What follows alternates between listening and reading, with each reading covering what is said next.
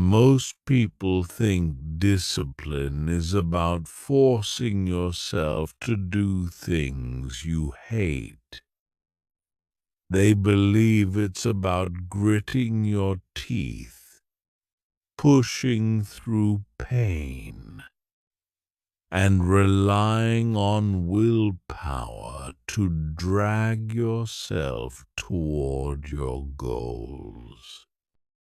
But what if I told you that everything you've been taught about discipline is completely wrong?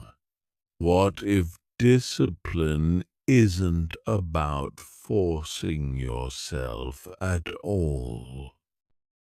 What if the most disciplined people in the world,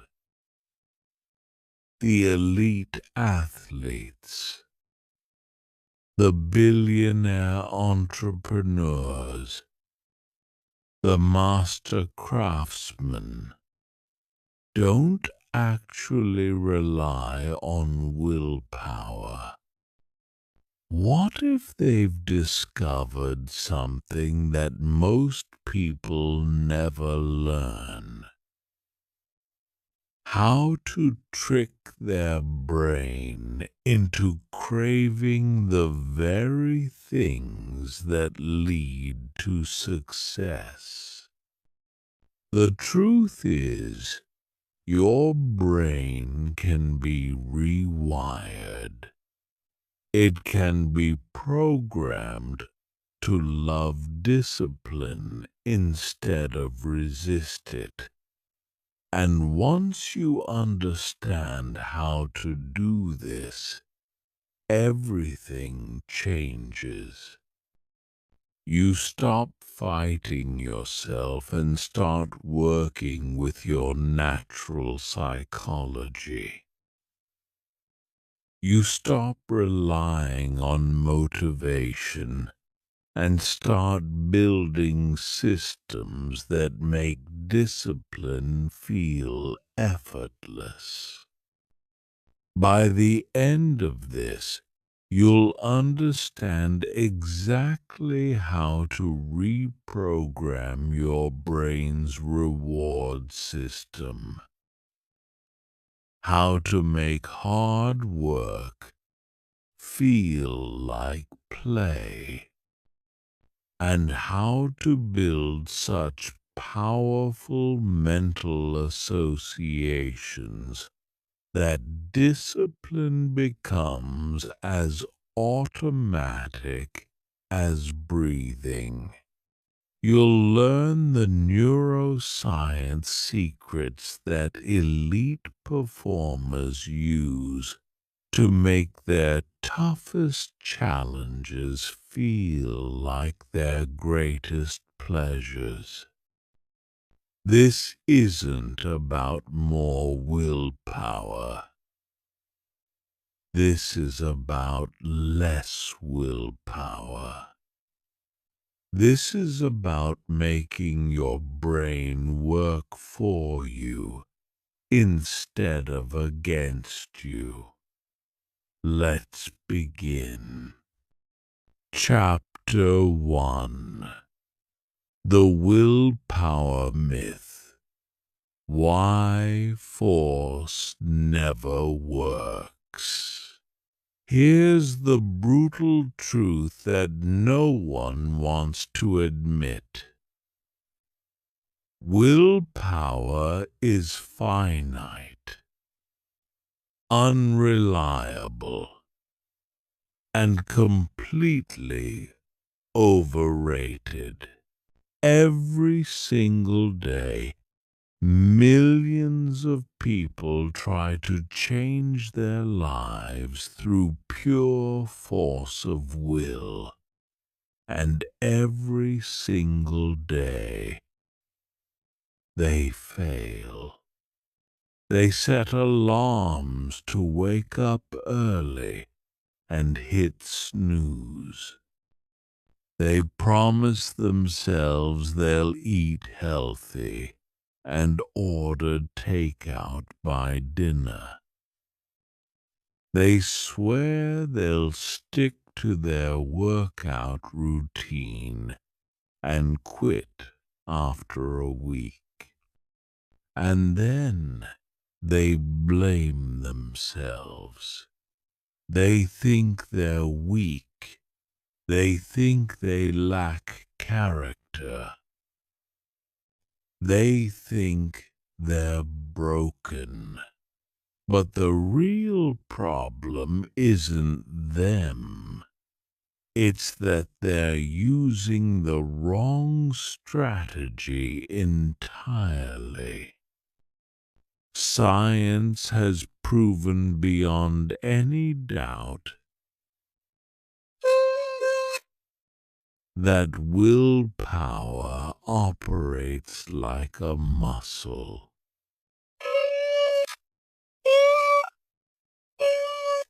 It gets fatigued with use.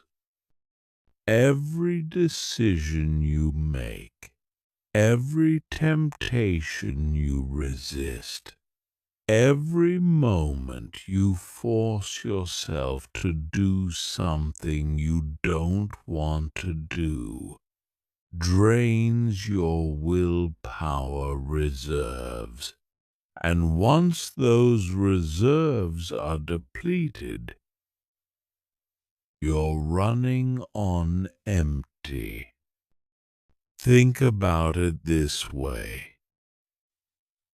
If you spend your entire morning forcing yourself through tasks you hate, what mental energy do you have left for the gym after work? If you resist junk food all day through sheer determination, how strong is your resolve going to be when you're tired and stressed at night? The answer is not very strong at all. This is why most people's discipline completely falls apart by evening. This is why weekend habits are so different from weekday habits. This is why people can be incredibly disciplined in one area of their life and completely undisciplined in another. They're relying on a limited resource, and that resource runs out. But here's what the most successful people understand. They don't rely on willpower at all. Instead, they've learned to hack their brain's natural reward system. They've discovered how to make their brain crave the actions that lead to success. They've turned discipline from an uphill battle into a downhill slide. Your brain is constantly seeking pleasure and avoiding pain. This is hardwired into your neural circuitry. You can't fight it, and you can't change it, but you can use it. Instead of trying to force yourself to do things your brain hates, you can train your brain to love the things that are good for you. This happens through a process called conditioning. Every time you do something, your brain creates associations. If you consistently pair an action with pleasure, your brain begins to crave that action. If you consistently pair an action with pain or boredom, your brain begins to resist it. Most people accidentally condition themselves to hate discipline. They associate working out with suffering, eating healthy with deprivation, and working hard with misery. No wonder they can't stick to anything. Their own brain is working against them. But when you understand how conditioning works, you can flip the script entirely. You can condition yourself to love the gym by focusing on how amazing you feel afterward. You can condition yourself to love healthy food by paying attention to the energy it gives you. You can condition yourself to love hard work by celebrating every small win along the way.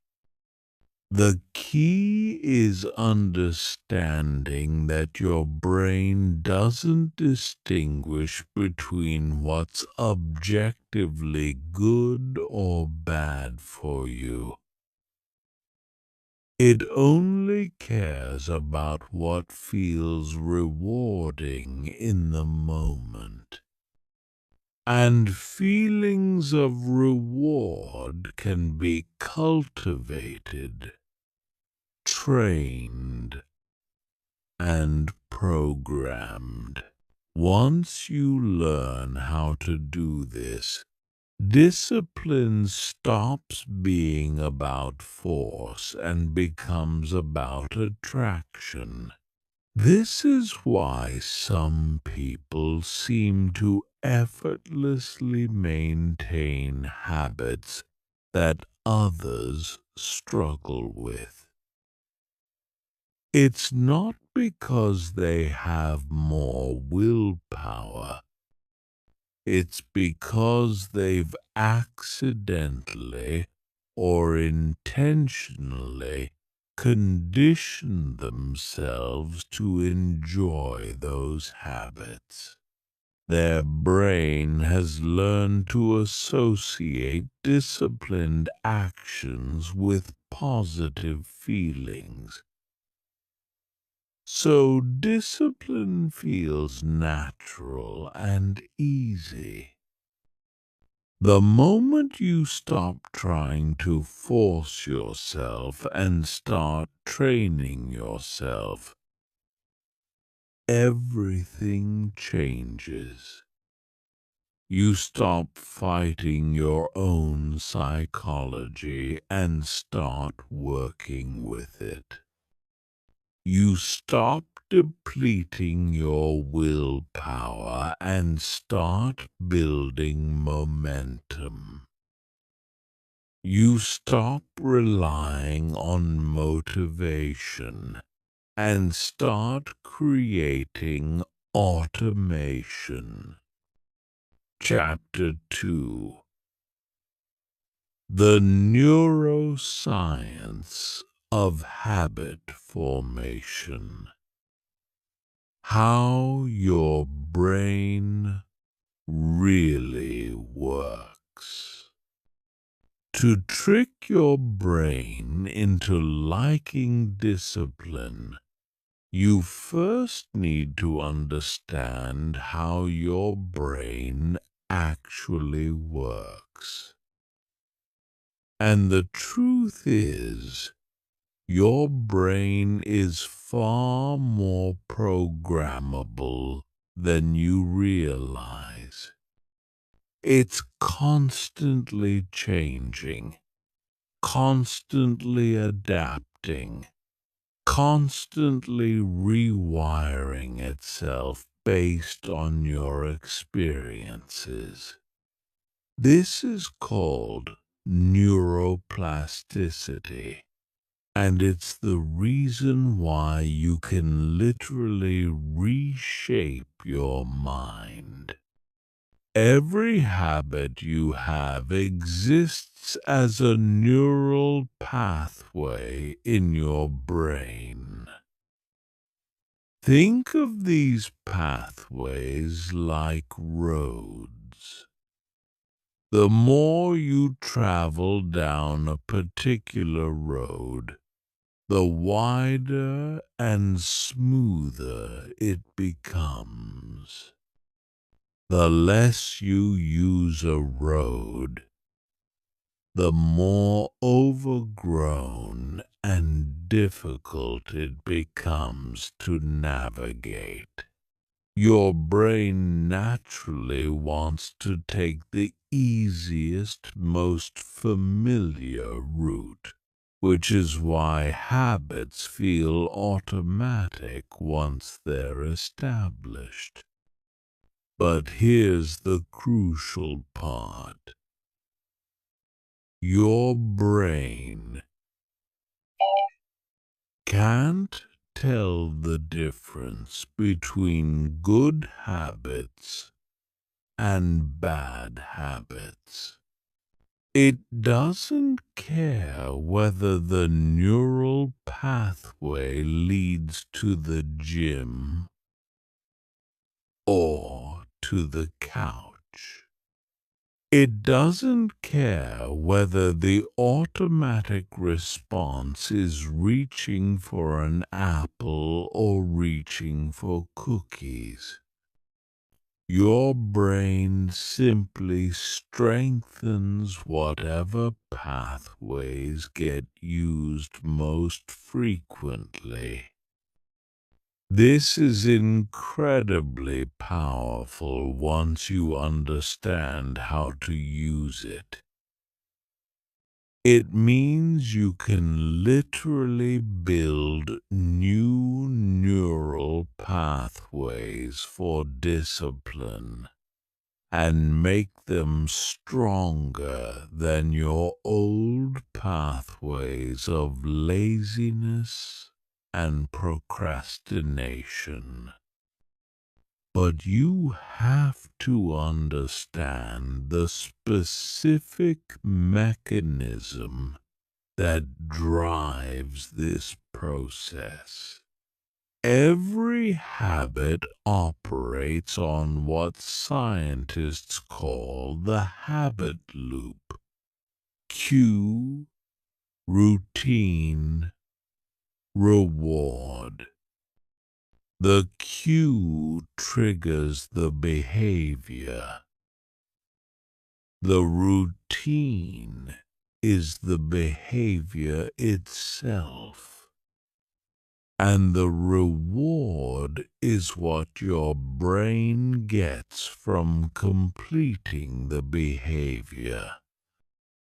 Your brain remembers this sequence and starts to crave the reward whenever it encounters the cue. Here's where most people go wrong.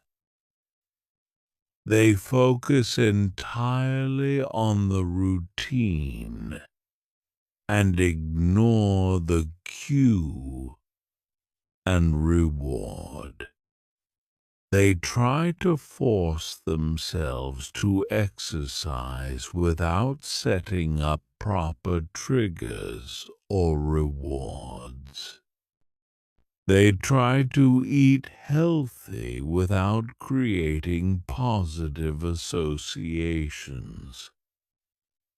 They're essentially trying to build a habit loop with missing pieces, and then they wonder why it doesn't work. But when you understand the complete loop, you can engineer habits that feel irresistible. You can choose cues that naturally occur in your environment.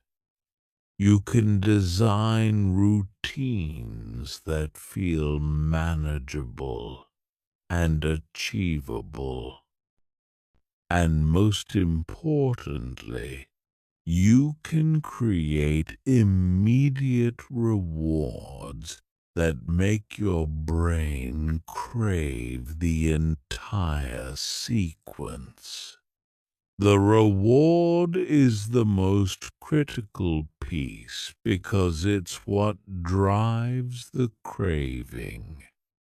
Your brain doesn't actually want the habit itself. It wants the neurochemical reward that comes from completing the habit.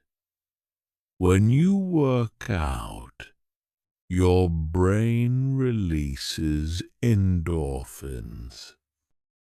When you complete a challenging task, your brain releases dopamine. When you learn something new, your brain releases acetylcholine. These neurochemicals feel good, really good. And your brain starts to associate the entire activity with these good feelings. Over time, just thinking about the activity begins to trigger anticipation of the reward. This is when discipline transforms from something you have to force yourself to do into something you actually want to do. But there's a catch. The reward has to be immediate and meaningful to your brain. Future rewards, no matter how significant, don't create strong enough associations to drive habit formation. Your brain is wired to value immediate gratification over delayed gratification.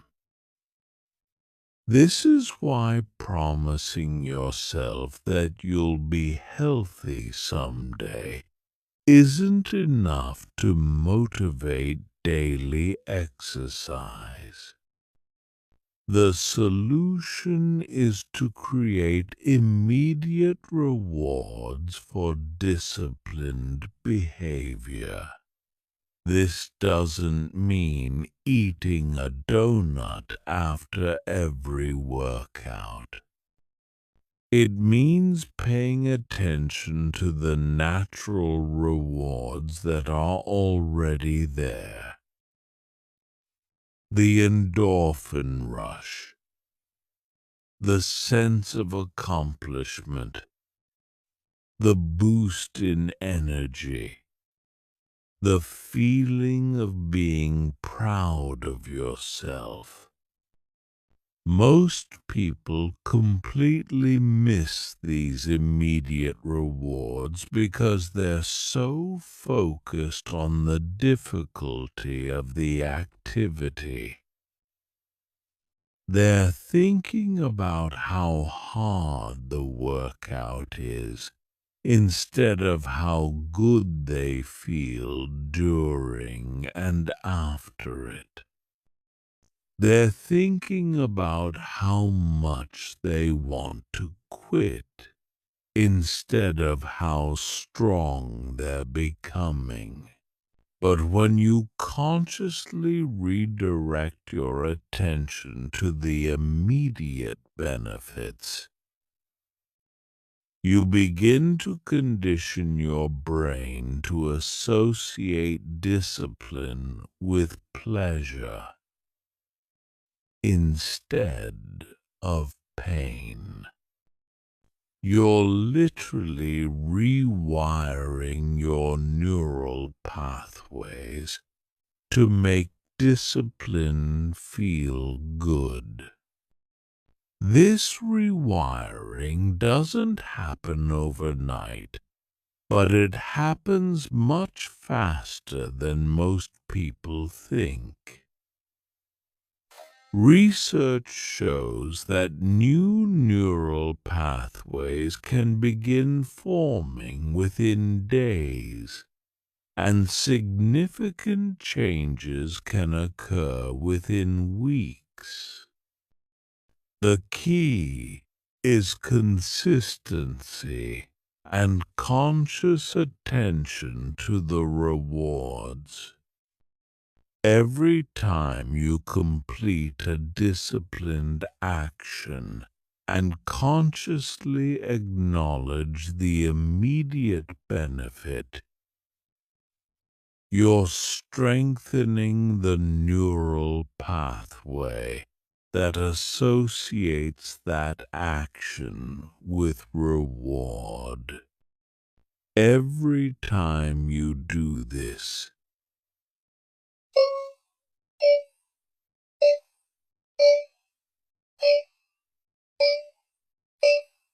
the next repetition becomes slightly easier.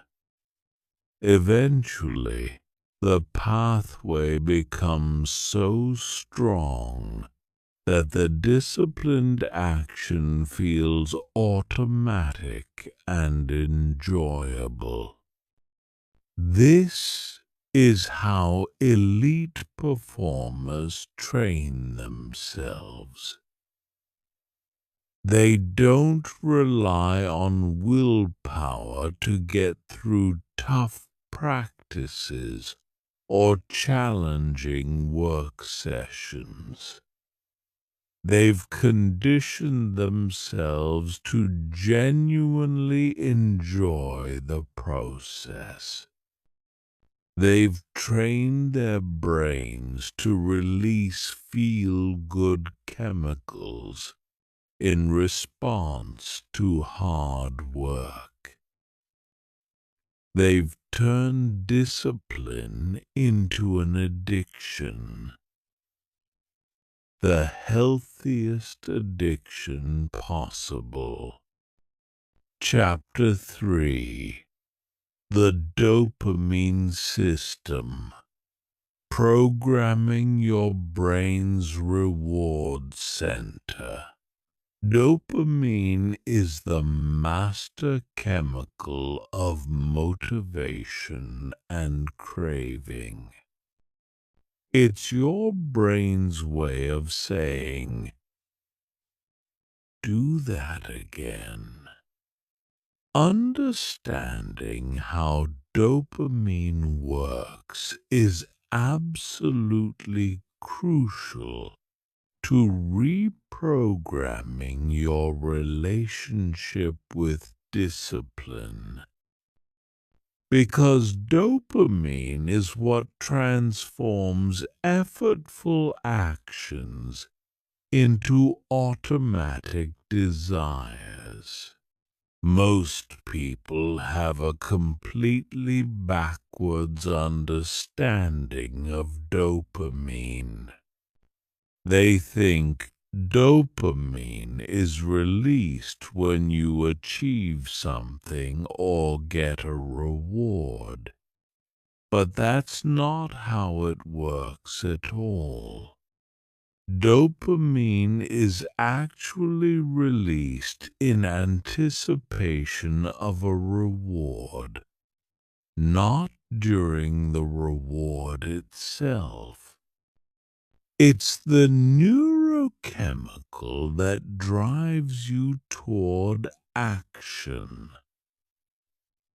not the feeling you get from completing the action. This distinction is massive, and it explains why some people naturally crave challenging activities while others avoid them. It's not because they're fundamentally different people. It's because their dopamine systems have been conditioned differently. When your brain expects a reward from an activity, it releases dopamine before you even start the activity. This dopamine release creates motivation, focus, and energy. It makes you want to engage in the behavior. It makes difficult tasks feel exciting rather than burdensome. But here's the key. Your brain only releases anticipatory dopamine for activities it has learned to associate with reward. If your brain has learned that working out leads to feeling good, it will release dopamine when you think about working out. If your brain has learned that working out leads to suffering, it will not release dopamine, and you'll feel resistance instead of motivation. This is why some people genuinely love activities that others hate. Their brains have been conditioned to expect positive outcomes, so their dopamine system drives them toward those activities. They're not more disciplined. They're more conditioned. The amazing thing is that you can deliberately condition your own dopamine system. You can train your brain to release dopamine in response to disciplined behaviors. You can literally make yourself crave the things that are good for you. The process works like this. Every time you pair a behavior with a genuine reward, your brain strengthens the association between that behavior and positive outcomes. Over time, just thinking about the behavior begins to trigger dopamine release. Eventually, you develop a genuine craving for the behavior But there are specific strategies that make this conditioning process much more effective. First, you need to focus on intrinsic rewards rather than extrinsic ones. Intrinsic rewards are the natural good feelings that come from the activity itself. The endorphin rush from exercise, the satisfaction from solving a problem, the sense of progress from learning something new. Extrinsic rewards are external rewards you give yourself: treats, purchases, entertainment. While extrinsic rewards can be helpful in the beginning, they can actually undermine intrinsic motivation if you become too dependent on them. Your brain starts to focus on the external reward instead of the activity itself. The goal is to train your brain to find the activity itself rewarding. You want your dopamine system to respond to the inherent benefits of discipline. The confidence that comes from keeping promises to yourself. The strength that comes from pushing through challenges. The clarity that comes from maintaining healthy habits. To do this effectively, you need to become a detective of your own experience. After every disciplined action, spend a moment consciously identifying what felt good about it. Maybe your body feels more energized. Maybe your mind feels clearer. Maybe you feel proud of yourself for following through. Whatever it is, acknowledge it explicitly. This conscious acknowledgement is crucial because it helps your brain make the connection between the action and the positive feeling. Without this conscious awareness, the brain might miss the connection entirely. But when you deliberately pay attention to the benefits, you're essentially teaching your brain what to expect from this behavior in the future. Another powerful strategy is anticipation training. Before you engage in a disciplined behavior, spend a moment anticipating how good you'll feel afterward. Visualize the sense of accomplishment.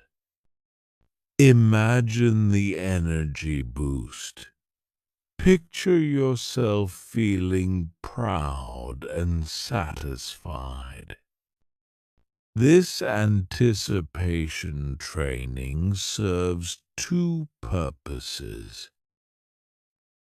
It helps your brain start releasing dopamine before you begin the activity, which gives you more motivation and energy for the task. And it primes your brain to notice and appreciate the rewards when they actually occur.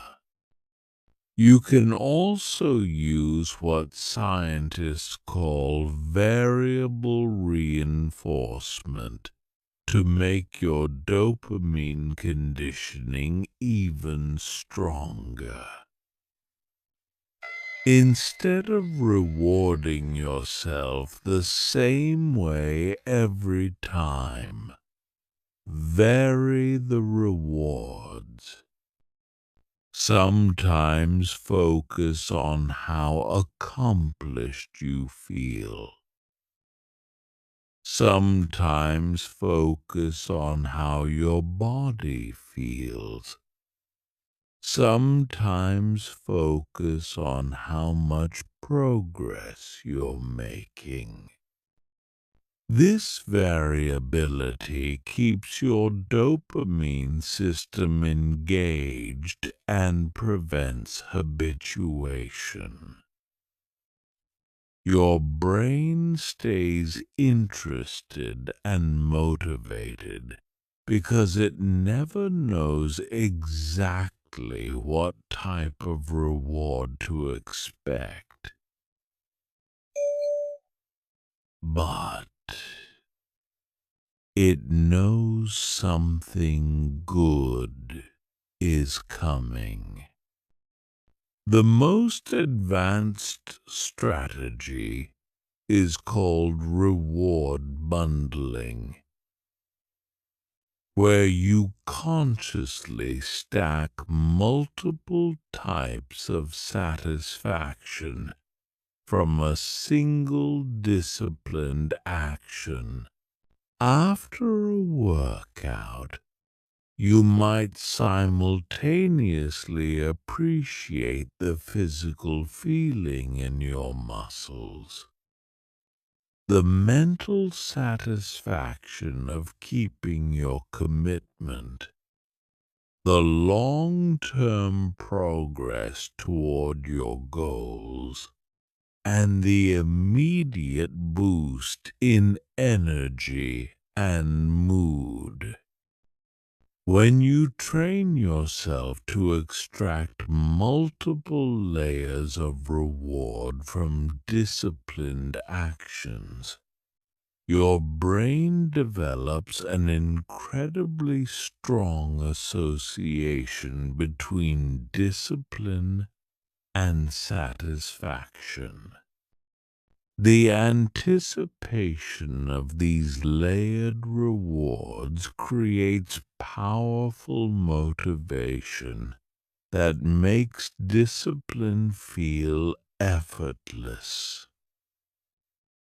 Chapter 4: Reframing Pain as Pleasure. The Advanced Psychology of Transformation. The most powerful shift you can make in your relationship with discipline is learning to reframe challenge as excitement rather than suffering. This isn't about lying to yourself or pretending that difficult things are easy. It's about understanding that your interpretation of physical and mental discomfort completely determines how you experience it. Consider this. The exact same physiological sensations that one person experiences as anxiety, another person experiences as excitement. The racing heart, the heightened alertness, the surge of energy. These can be interpreted as either panic or anticipation. The difference isn't in the sensations themselves, but in the meaning your brain assigns to them. The same principle applies to the discomfort that comes with disciplined action. The muscle fatigue from exercise, the mental strain of focused work, the emotional challenge of leaving your comfort zone. All of these can be experienced as either suffering to endure or intensity to enjoy. Elite performers in every field have mastered this reframe.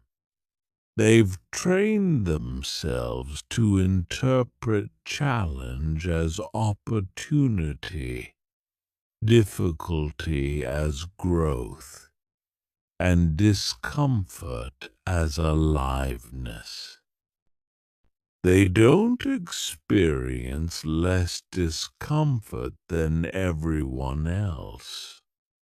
They've just learned to find meaning and even pleasure in that discomfort. This transformation happens through a process called cognitive reappraisal.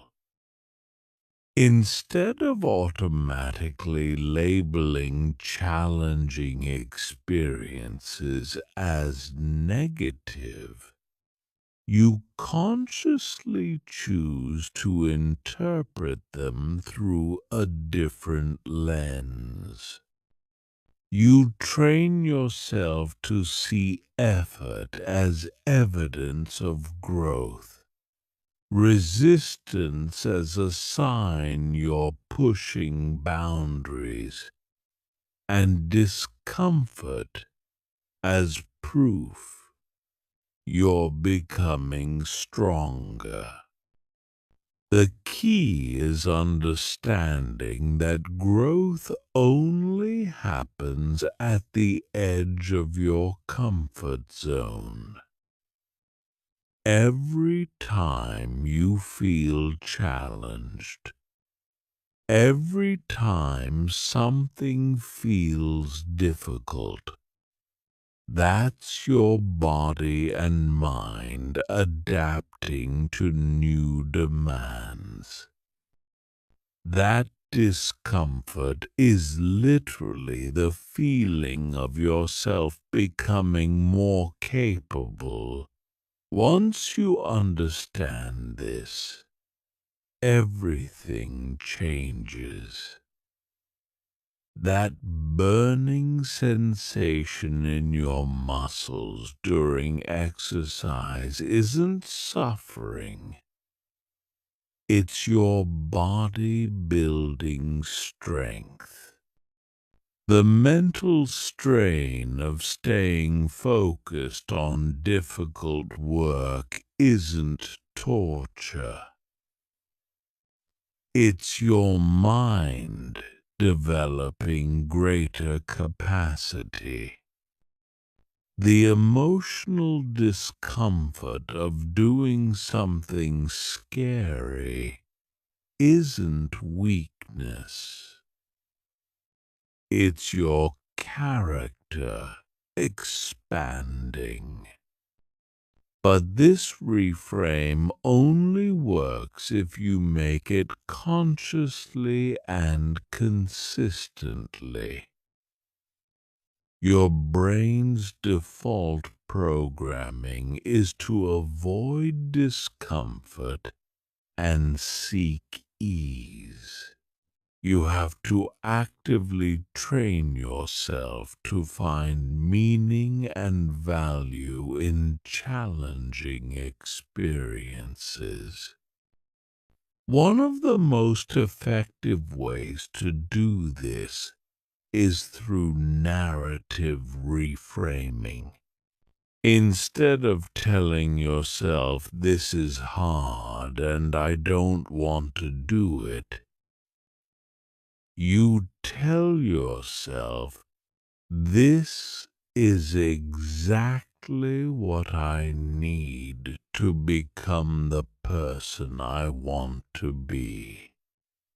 Instead of this hurts, you think this is working. Instead of I can't wait for this to be over, you think I'm grateful for this opportunity to grow. These aren't just positive thinking tricks. They're powerful psychological tools that literally change how your brain processes challenging experiences. When you consistently frame difficulty as valuable rather than problematic, your brain starts to associate challenging situations with positive outcomes. Another crucial element is learning to find what psychologists call flow states within challenging activities. Flow is the psychological state where you become completely absorbed in what you're doing, where the activity itself becomes intrinsically rewarding. Most people think flow only happens during naturally enjoyable activities, but it can actually be cultivated in any activity that provides the right balance of challenge and skill. To find flow in disciplined activities, you need to adjust the challenge level to match your current ability. If the activity is too easy, you'll be bored. If it's too difficult, you'll be overwhelmed. But when the challenge is just slightly beyond your current comfort zone, you enter a state where the activity becomes engaging and absorbing.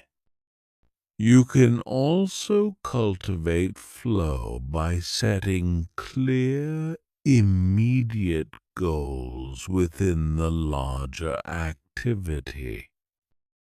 Instead of just go to the gym, you might focus on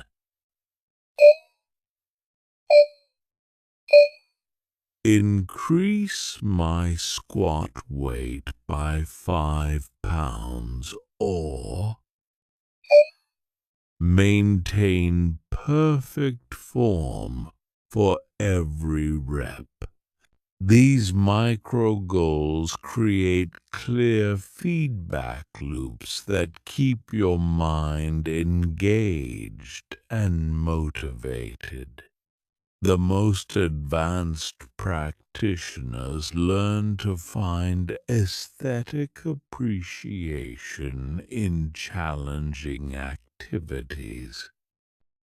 They develop an appreciation for the elegance of efficient movement, the beauty of sustained effort, the artistry of pushing through resistance. They turn discipline into a form of expression rather than just endurance. This might sound abstract, but it's incredibly practical. When you start to appreciate the craft involved in disciplined action, nay, the precision required for good form, the mental clarity needed for focused work, the courage required to push through resistance.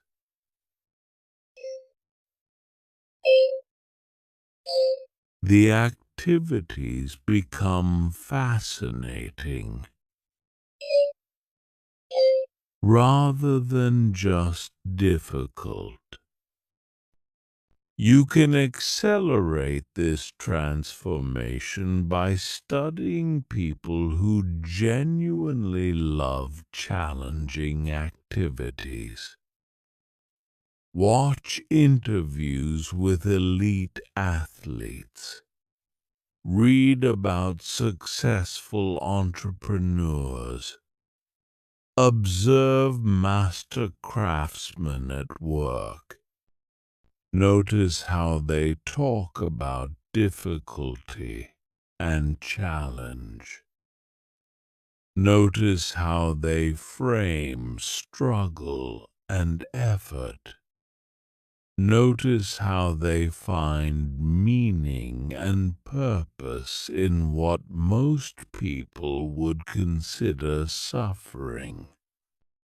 The goal isn't to become someone who enjoys every moment of every challenging activity.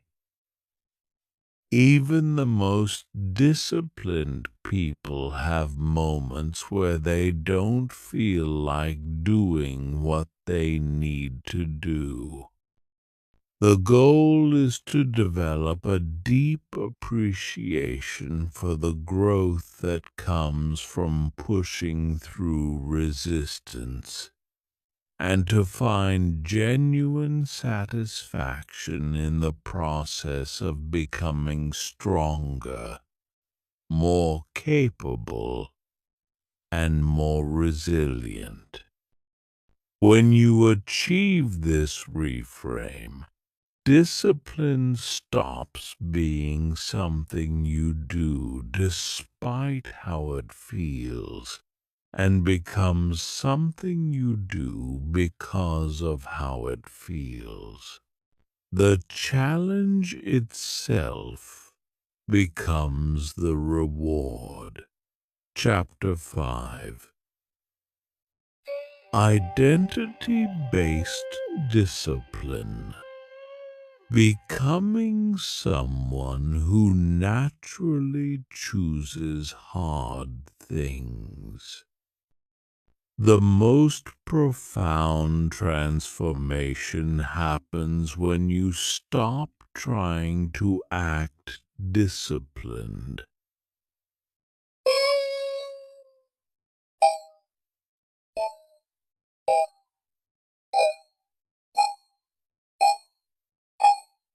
And start becoming a disciplined person.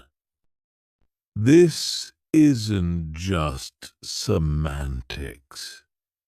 It's a fundamental shift in how you see yourself. And that shift changes everything about how you approach challenging situations. Most people approach discipline from the outside in. They try to change their behavior while keeping their identity the same. They force themselves to go to the gym while still thinking of themselves as someone who hates exercise. They make themselves eat healthy while still identifying as someone with no willpower around food.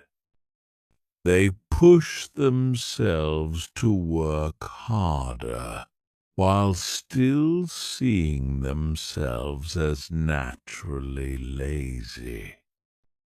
This approach is exhausting and unsustainable because you're constantly fighting against your own self-concept.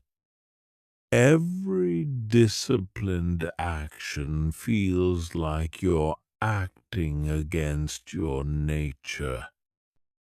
Every moment of resistance feels like proof that you're not really capable of change.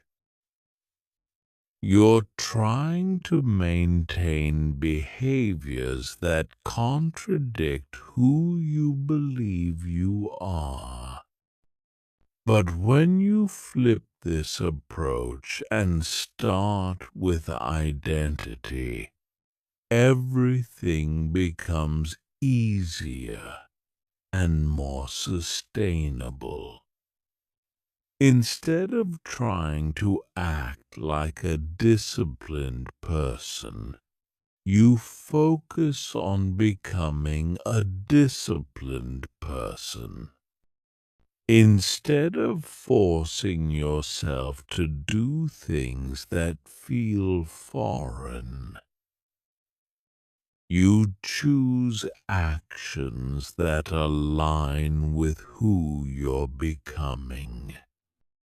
This works because behavior naturally flows from identity. People act in ways that are consistent with how they see themselves. If you see yourself as someone who values health, you naturally make healthy choices.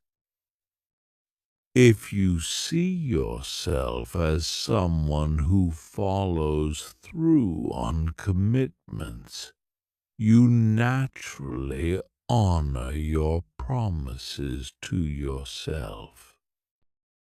If you see yourself as someone who embraces challenge, you naturally seek out opportunities to grow. The key is understanding that identity isn't fixed. It's constantly being shaped by your actions. Every action you take is essentially a vote for the kind of person you want to be. Every time you choose discipline over comfort, you're voting for I am someone who does hard things.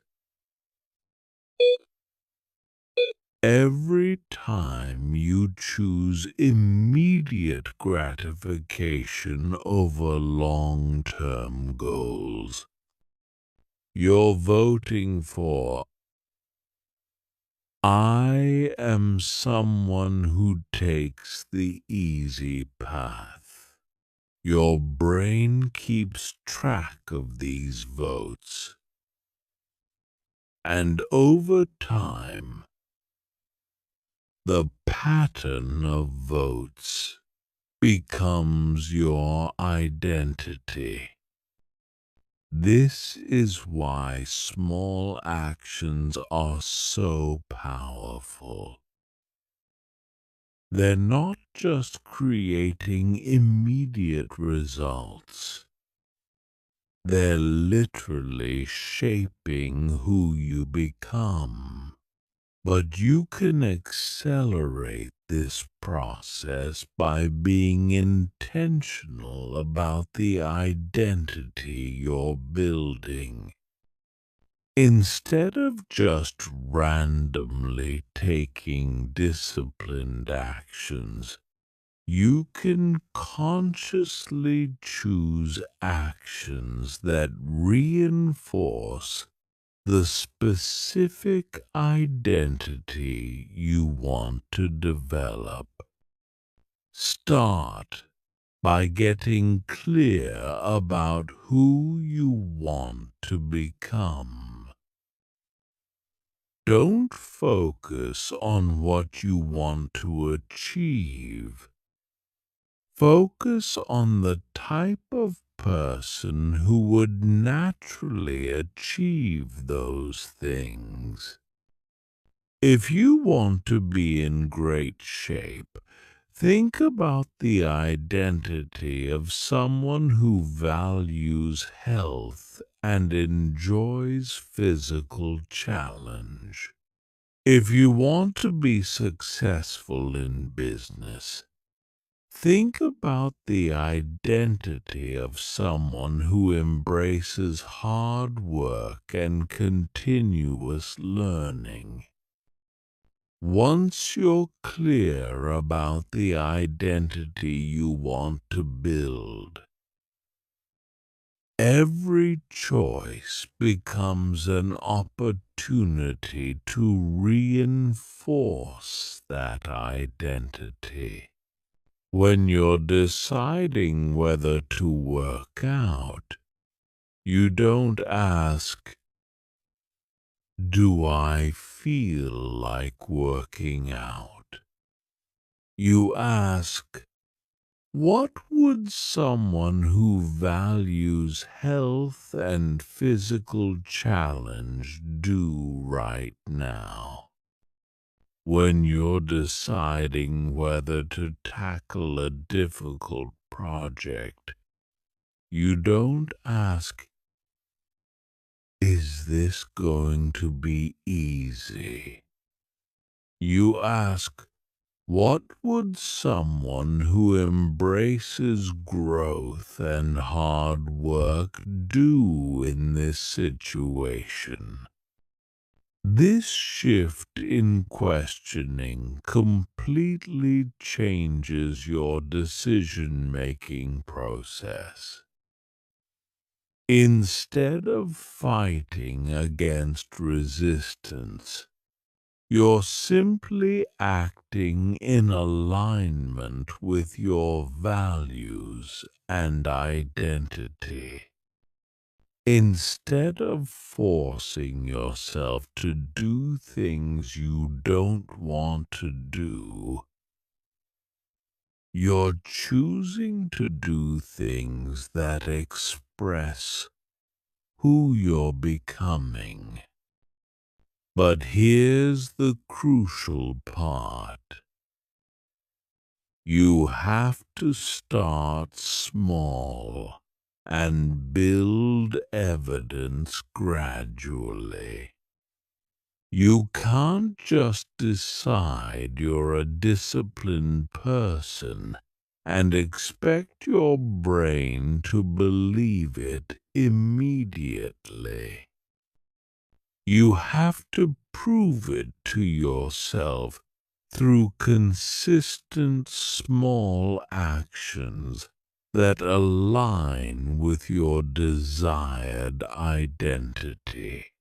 Every time you keep a small promise to yourself, you're building evidence that you're someone who follows through.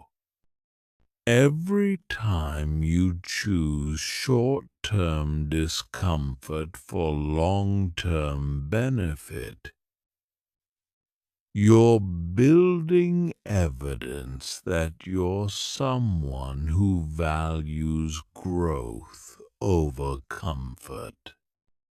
Every time you do something challenging when you don't feel like it, you're building evidence that you're someone who doesn't let feelings dictate actions. This evidence accumulates over time and gradually shifts your self-concept. You start to genuinely see yourself as someone who naturally chooses hard things, someone who values growth, someone who follows through on commitments. And once that identity shift happens, disciplined choices stop feeling forced and start feeling natural. You can accelerate this process through what psychologists call identity rehearsal. Throughout the day, consciously think of yourself as the person you're becoming. When you're facing a choice between comfort and growth, remind yourself, I'm someone who chooses growth. Remind yourself, I'm someone who follows through. When you're deciding how to spend your time, ask yourself, what would someone with my values choose to do right now? This isn't fake it till you make it. This is consciously choosing to embody the identity you're building through your actions. You're not pretending to be someone you're not. You're practicing being someone you're becoming. The most powerful version of this practice is what I call identity anchoring. Choose a specific phrase that captures the identity you're building. I am someone who does hard things. I am someone who chooses growth over comfort. I am someone who keeps promises to myself. Repeat this phrase to yourself regularly, especially when you're facing challenging decisions.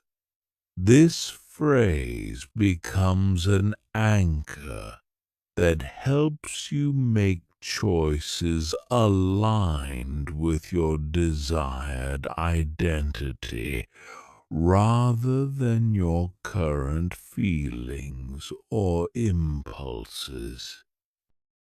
It reminds you of who you're becoming and helps you act from that future identity rather than your past conditioning.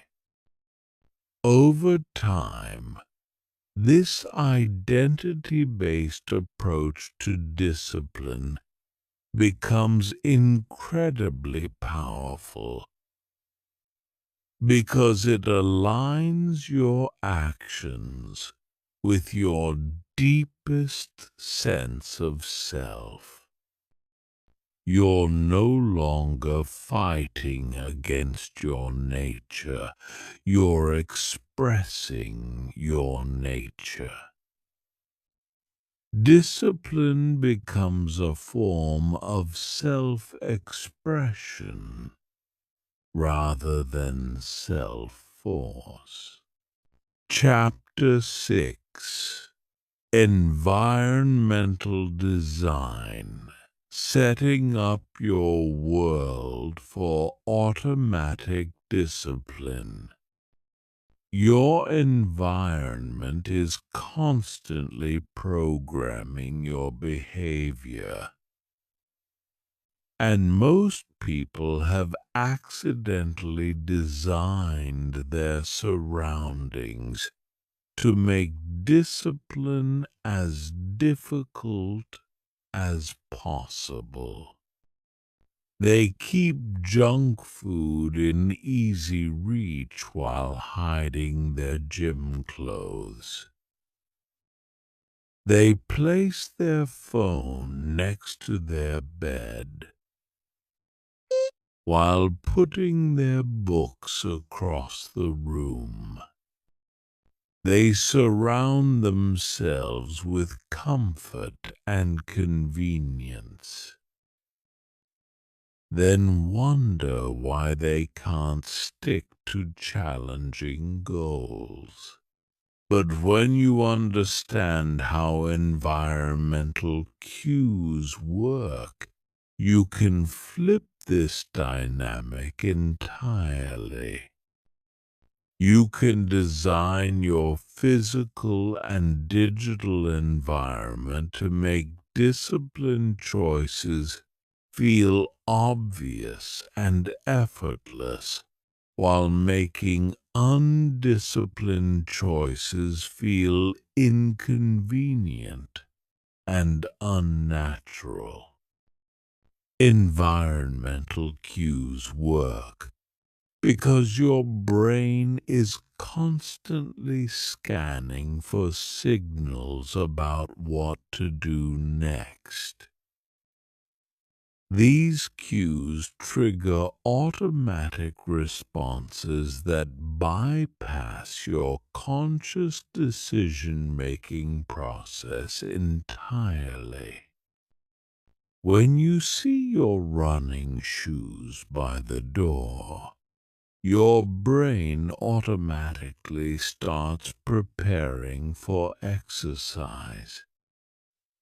When you see your phone on the nightstand, your brain automatically reaches for distraction.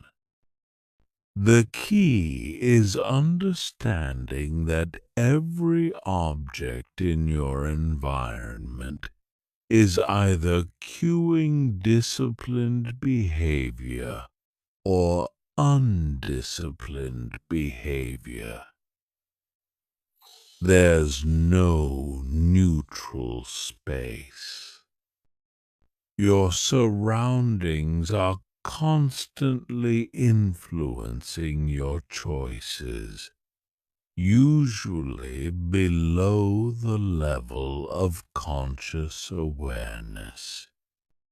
Most people try to overcome bad environmental cues through willpower, but this is backwards and exhausting.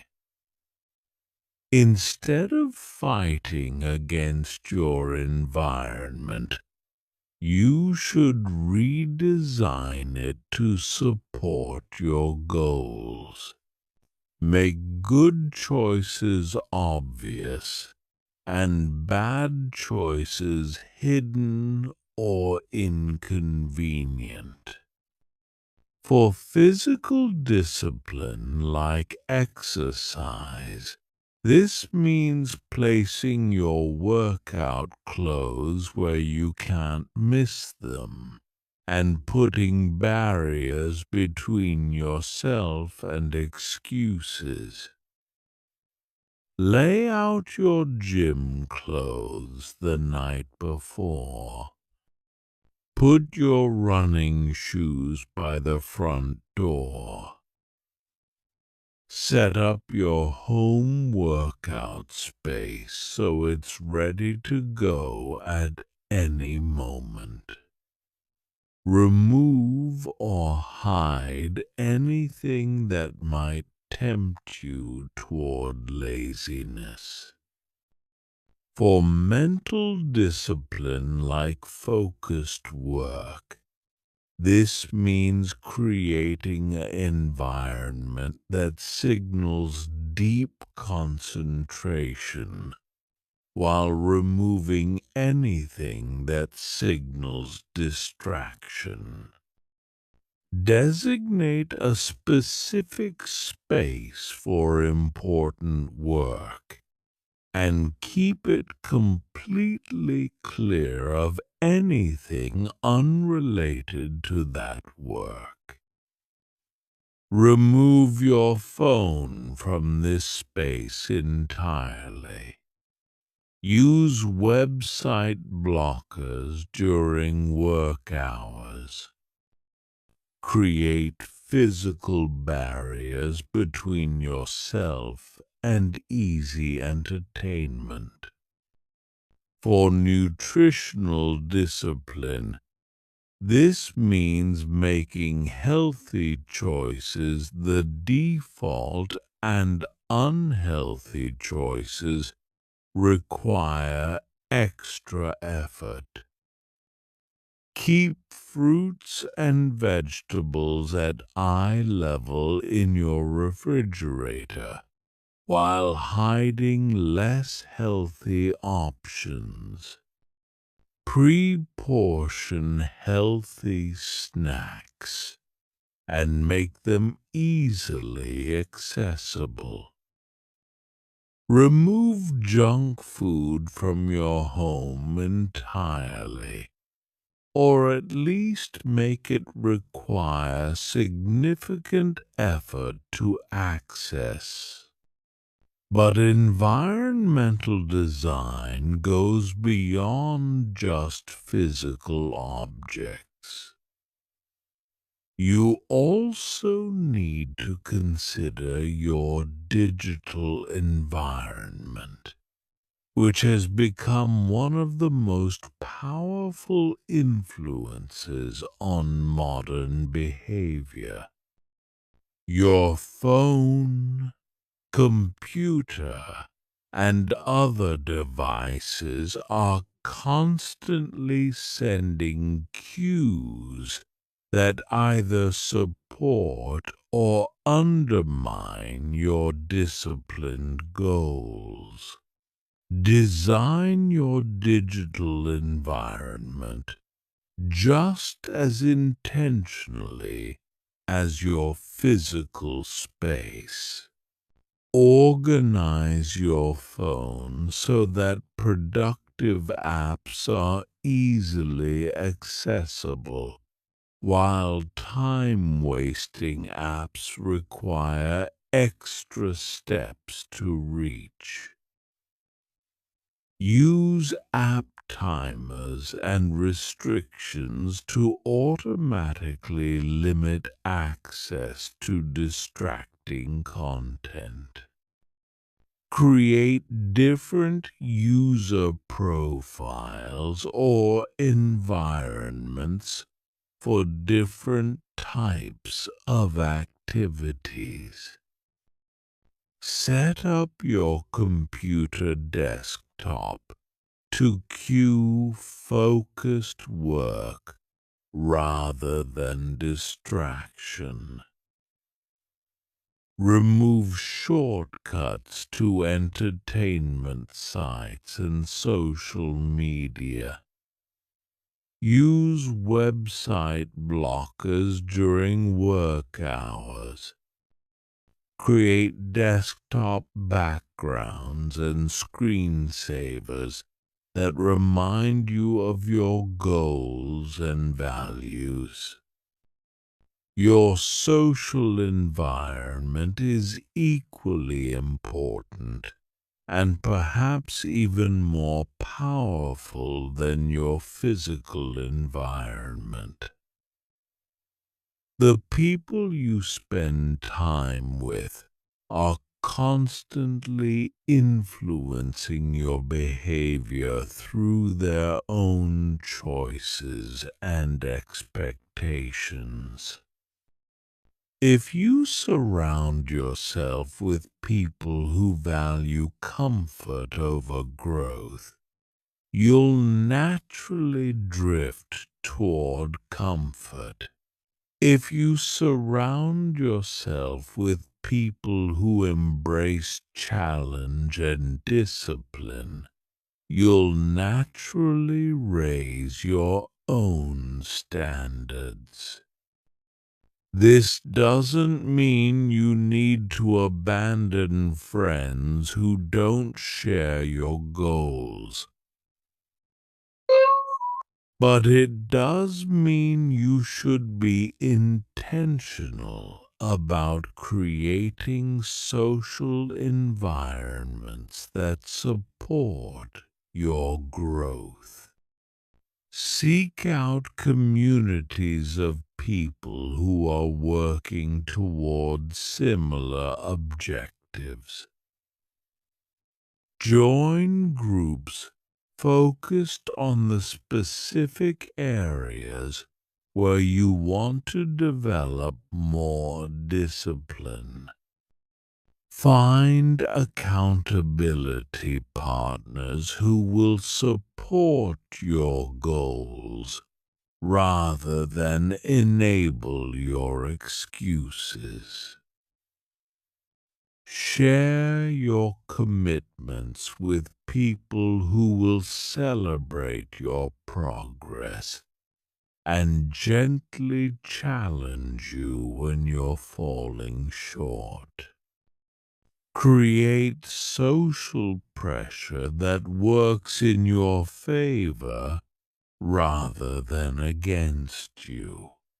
You can also use what psychologists call implementation intentions to bridge the gap between environmental cues and desired behaviors. These are specific if-then plans that pre-decide how you'll respond to particular situations. Instead of relying on in-the-moment decision-making, you create automatic responses to common scenarios. For example, if I see my workout clothes, then I will immediately put them on and head to the gym.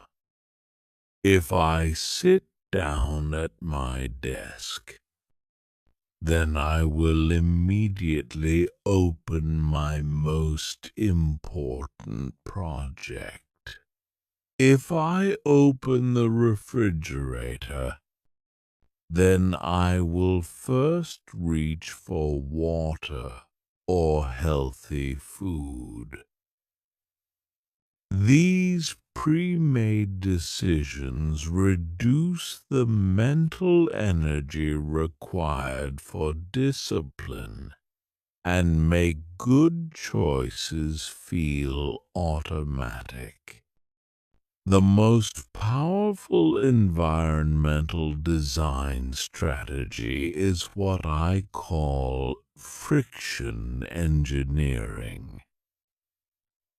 You systematically increase friction for behaviors you want to avoid, while decreasing friction for behaviors you want to embrace.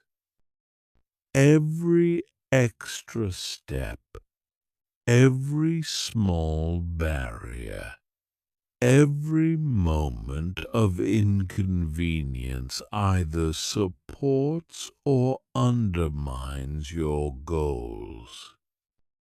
Want to eat less junk food? Store it in hard-to-reach places that require effort to access. Want to exercise more? Remove every possible barrier to starting your workout. Want to focus better? Make distraction require multiple steps while making concentrated work require only one click. Remember that small changes in friction can create massive changes in behavior over time. Adding just 20 seconds of inconvenience can dramatically reduce how often you engage in a behavior. Removing 20 seconds of friction can significantly increase how often you choose disciplined actions. Chapter 7. The Momentum System. How small wins create unstoppable discipline. Momentum is the secret weapon that transforms sporadic discipline into sustained excellence. Most people think discipline requires constant effort and willpower. But the truth is that discipline becomes easier and more automatic the longer you practice it. Each disciplined choice makes the next one slightly easier. Each small win builds confidence for bigger challenges. Each day of consistency creates momentum that carries you through difficult moments. But momentum doesn't happen by accident. It has to be engineered through specific strategies that create positive feedback loops and compound motivation over time. The key is understanding how to generate early wins that build confidence and create the psychological conditions for sustained effort. The momentum system starts with what I call minimum viable disciplines. These are the smallest possible versions of the habits you want to build. Scaled down to be so easy that you can't fail. Instead of committing to hour-long workouts, you commit to putting on your gym shoes every day. Instead of promising to write 1,000 words, you promise to write one sentence. Instead of overhauling your entire diet, you promise to eat one piece of fruit each day. The goal isn't to stay at this minimal level forever.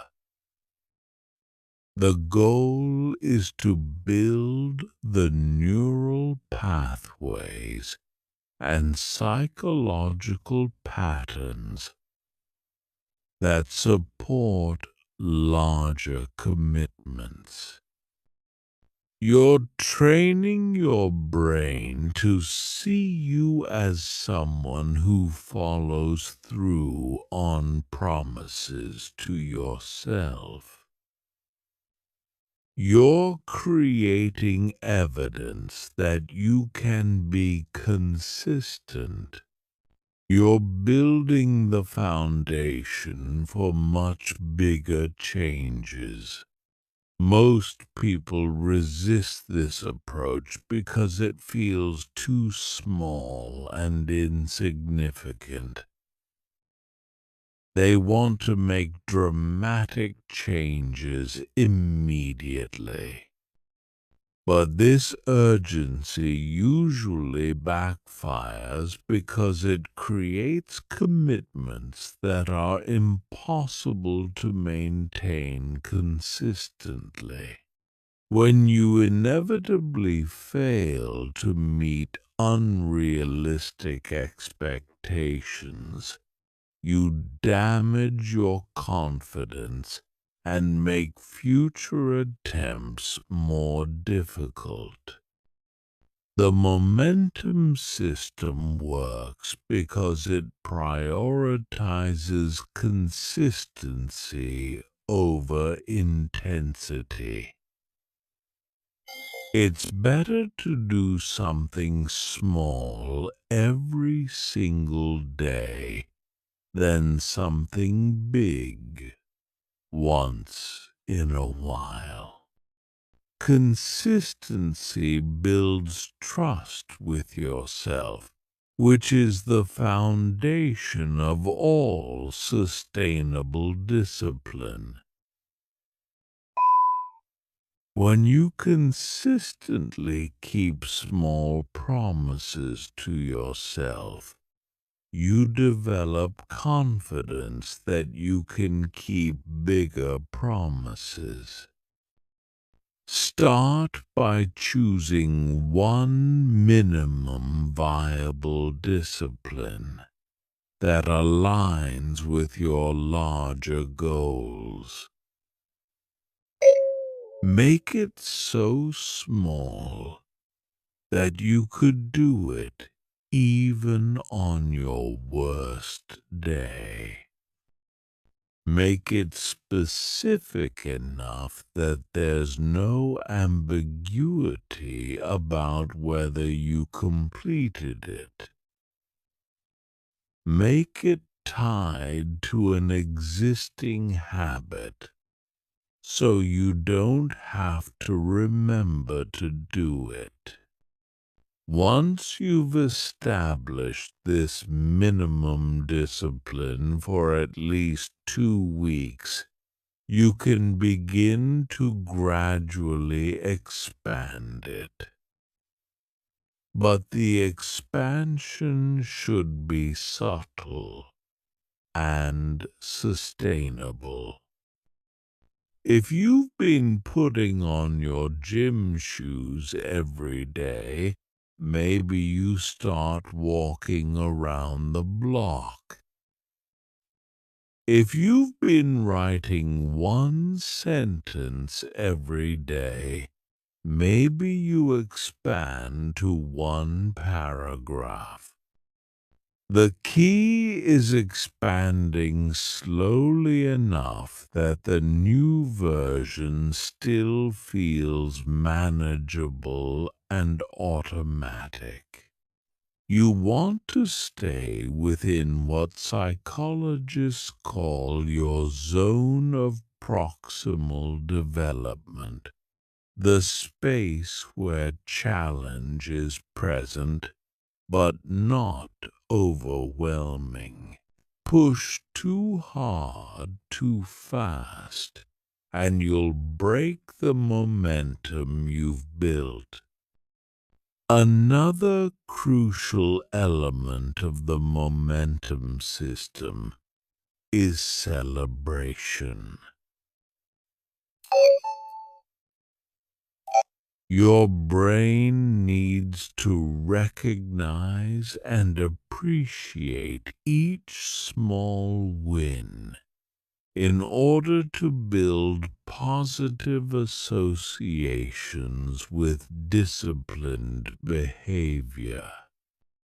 Most people skip this step entirely, moving immediately from one task to the next without pausing to acknowledge their progress. But celebration is what signals to your brain that the behavior was worthwhile and should be repeated. It doesn't have to be elaborate or time-consuming.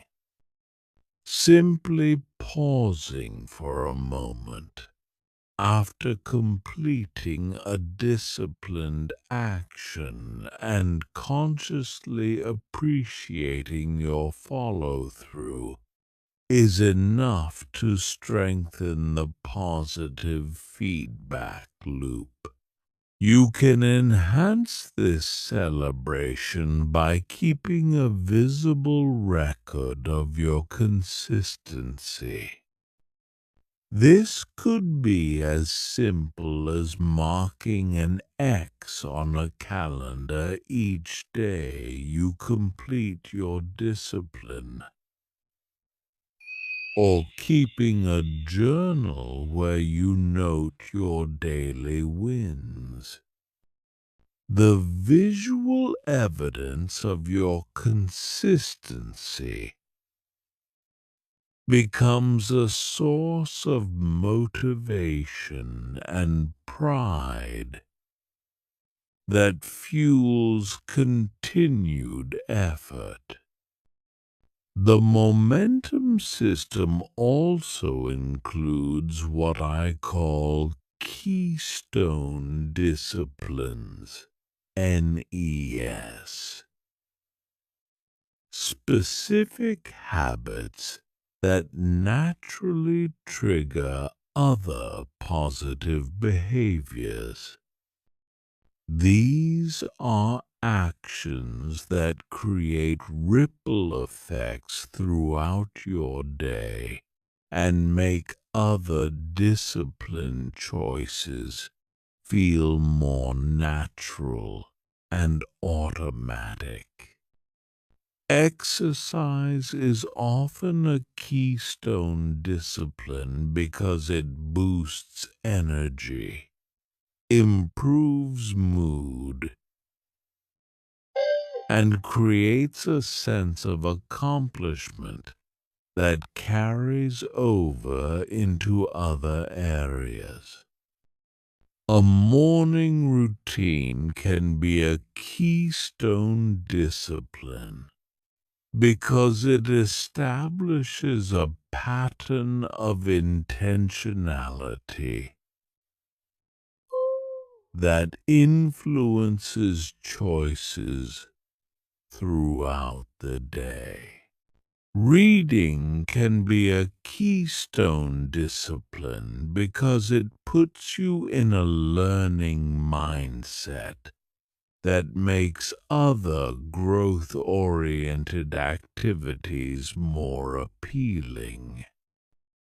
Identify which disciplines have the greatest ripple effect in your life and prioritize building momentum in those areas first.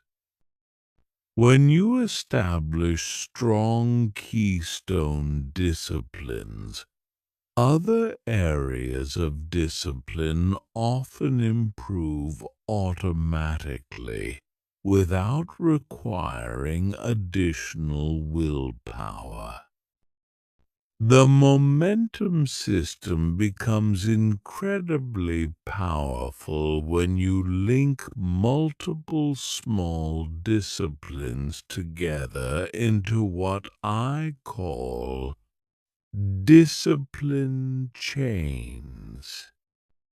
These are sequences of small disciplined actions that flow naturally from one to the next, creating sustained periods of productive behavior. For example, your morning discipline chain might include making your bed, drinking a glass of water, doing 5 minutes of stretching, and reading 1 page of a book. Each action is small enough to feel effortless, but together they create a foundation of discipline that sets the tone for your entire day. Design your discipline chains so that each action naturally leads to the next. Use the completion of one action as the cue for the beginning of the next. This creates a flow where discipline feels effortless and automatic rather than forced and difficult. The most advanced practitioners of the momentum system learn to recognize and leverage what I call discipline waves. Periods when motivation and energy are naturally high, and disciplined action feels easier.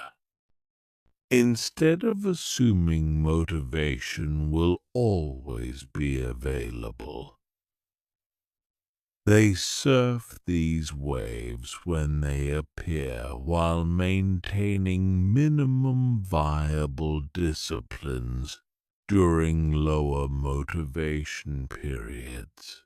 When you feel a discipline wave coming, that's the time to tackle bigger challenges, start new habits, or push beyond your comfort zone. When you feel motivation ebbing, that's the time to return to your minimum viable disciplines and focus on maintaining consistency rather than intensity. Understanding and working with these natural rhythms rather than fighting against them allows you to maintain long-term momentum without burning out or becoming discouraged during inevitable low-energy periods. Chapter 8: Advanced Conditioning Techniques. Training your brain like an elite performer. Elite performers in every field have discovered advanced psychological techniques for conditioning themselves to crave challenging activities.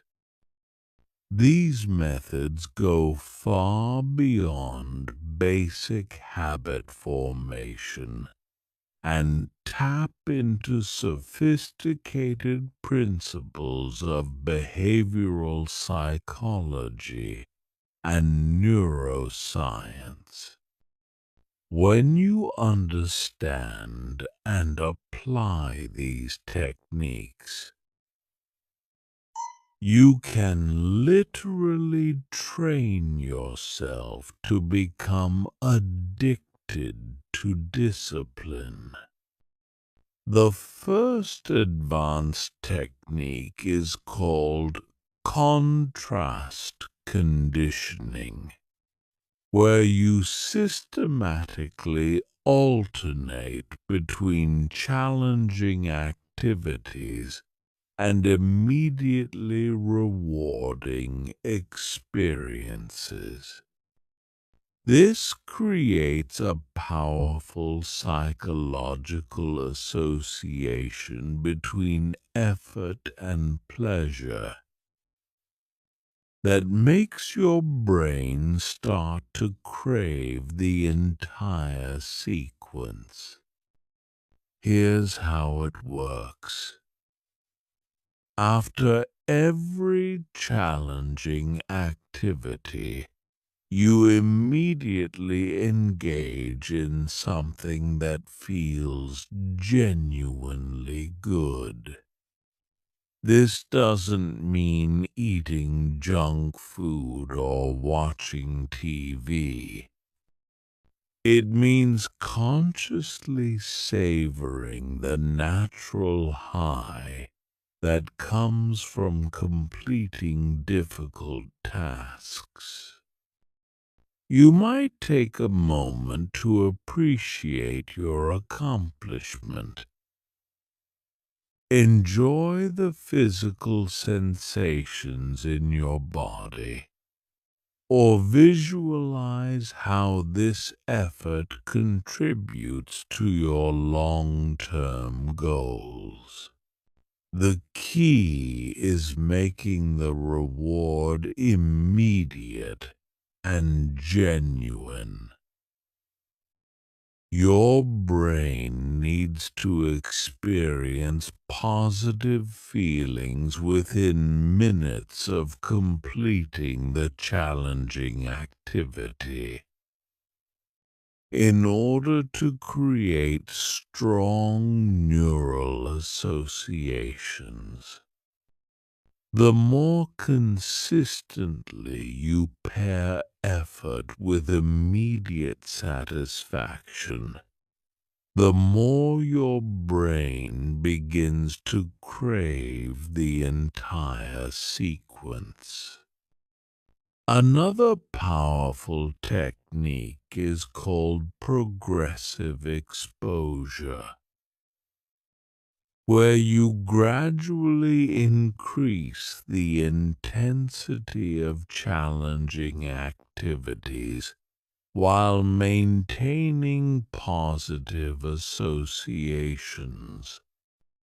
This allows you to build tolerance for higher levels of discomfort while keeping the experience rewarding rather than overwhelming. Start with a level of challenge that feels manageable and even somewhat enjoyable. Once you've established positive associations at this level, gradually increase the intensity.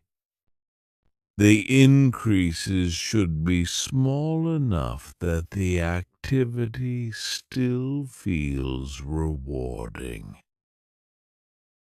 but significant enough that you're continuously expanding your comfort zone.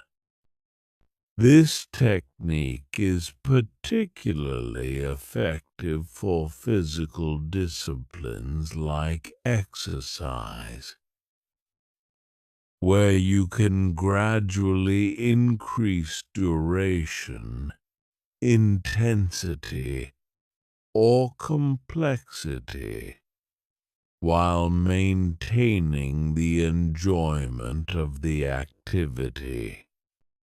But it also works for mental disciplines like focused work, where you can gradually extend concentration periods while keeping the work engaging and rewarding.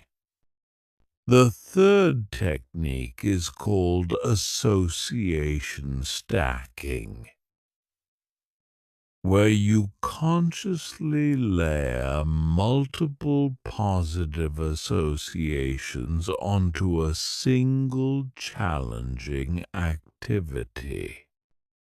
Instead of focusing on just one benefit of the activity, you train yourself to simultaneously appreciate multiple rewards.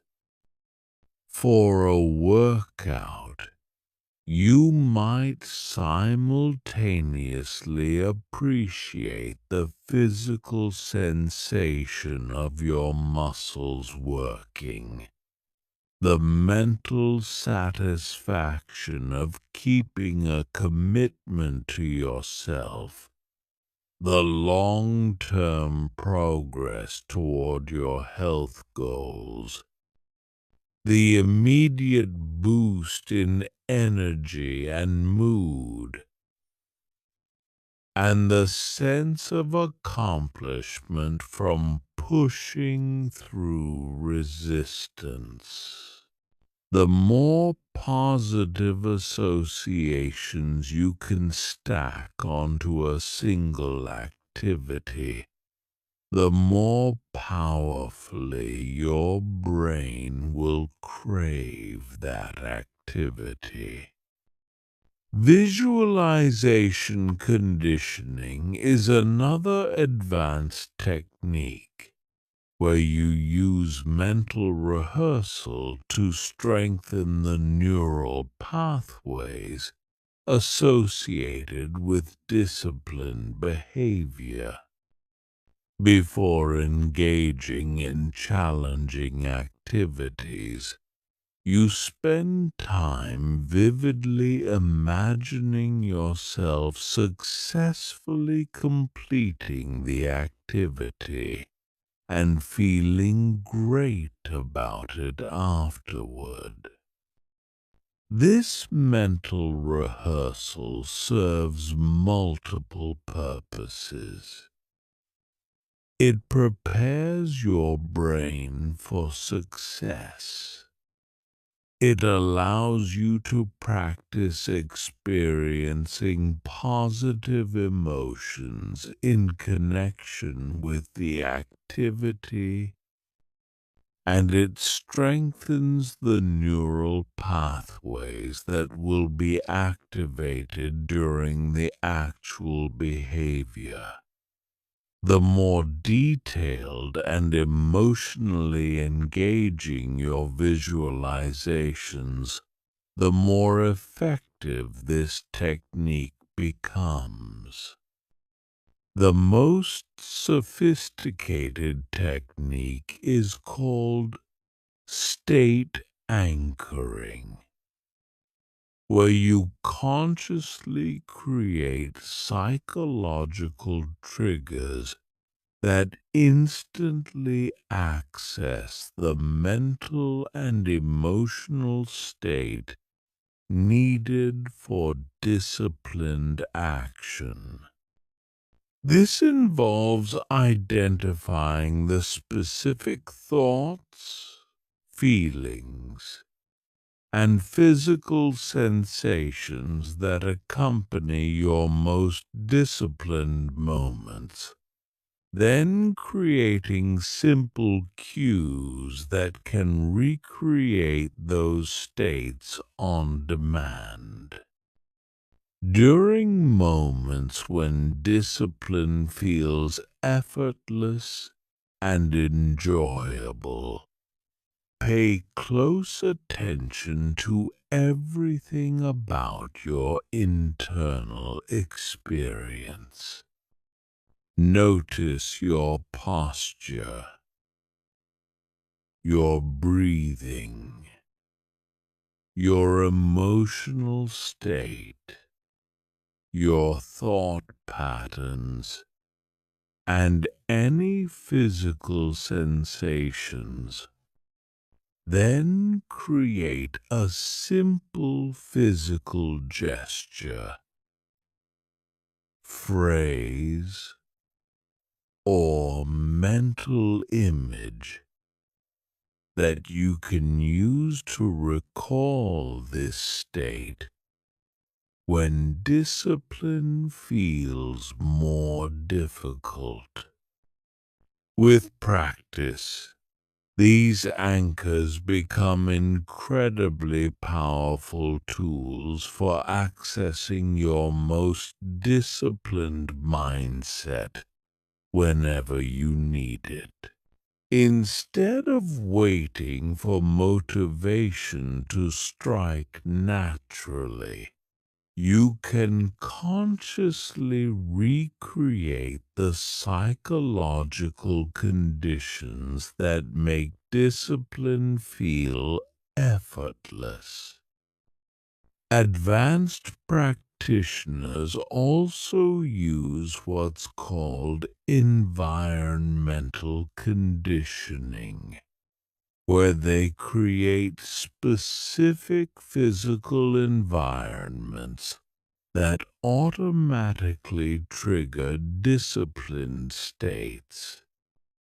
This goes beyond simple environmental design to create spaces that have been psychologically conditioned to enhance focus, motivation, and performance.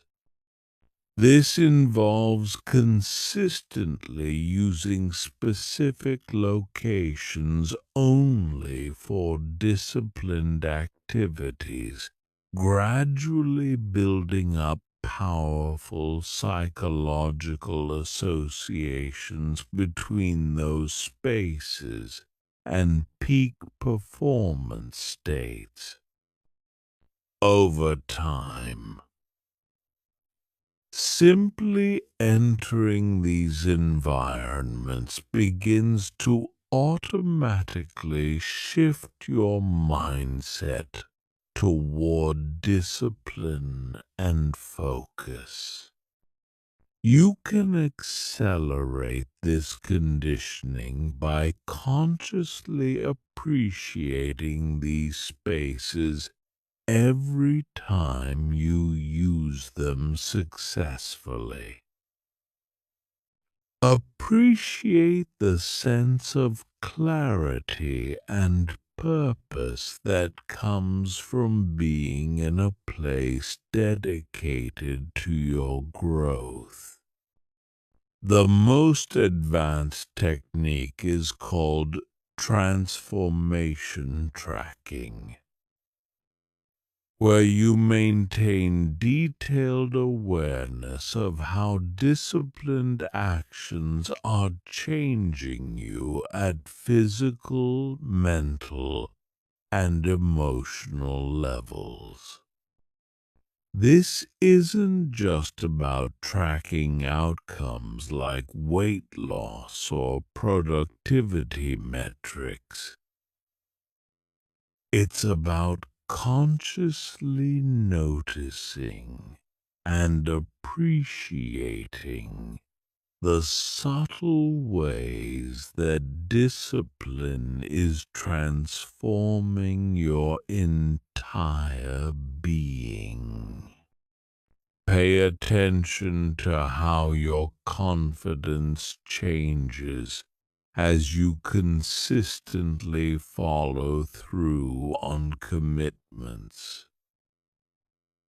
Notice how your energy levels shift as you maintain healthy habits. Observe how your mental clarity improves as you practice focused work. Track how your emotional resilience develops as you regularly push through resistance. This conscious tracking creates powerful motivation because it helps you see discipline not just as a means to external goals, but as a process of becoming a fundamentally different person. When you realize that every disciplined action is literally rewiring your brain and rebuilding your character, the activities themselves become meaningful and rewarding. The key to all these advanced techniques is consistency and conscious attention. These conditioning methods only work if you apply them systematically over time. But when you do apply them consistently, they create incredibly powerful psychological momentum that makes discipline feel natural, enjoyable, and even addictive. Chapter 9: Overcoming Resistance. What to do when your brain fights back.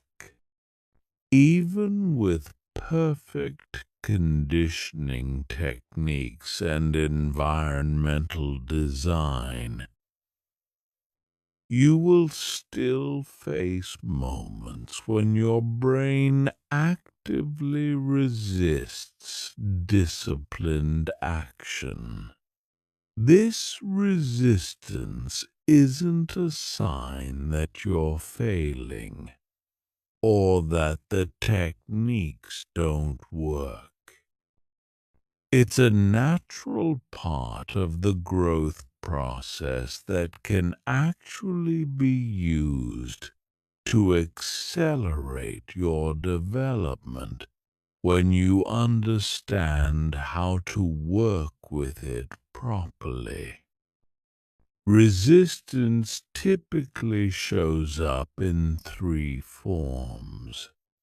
Physical resistance, where your body feels heavy and sluggish.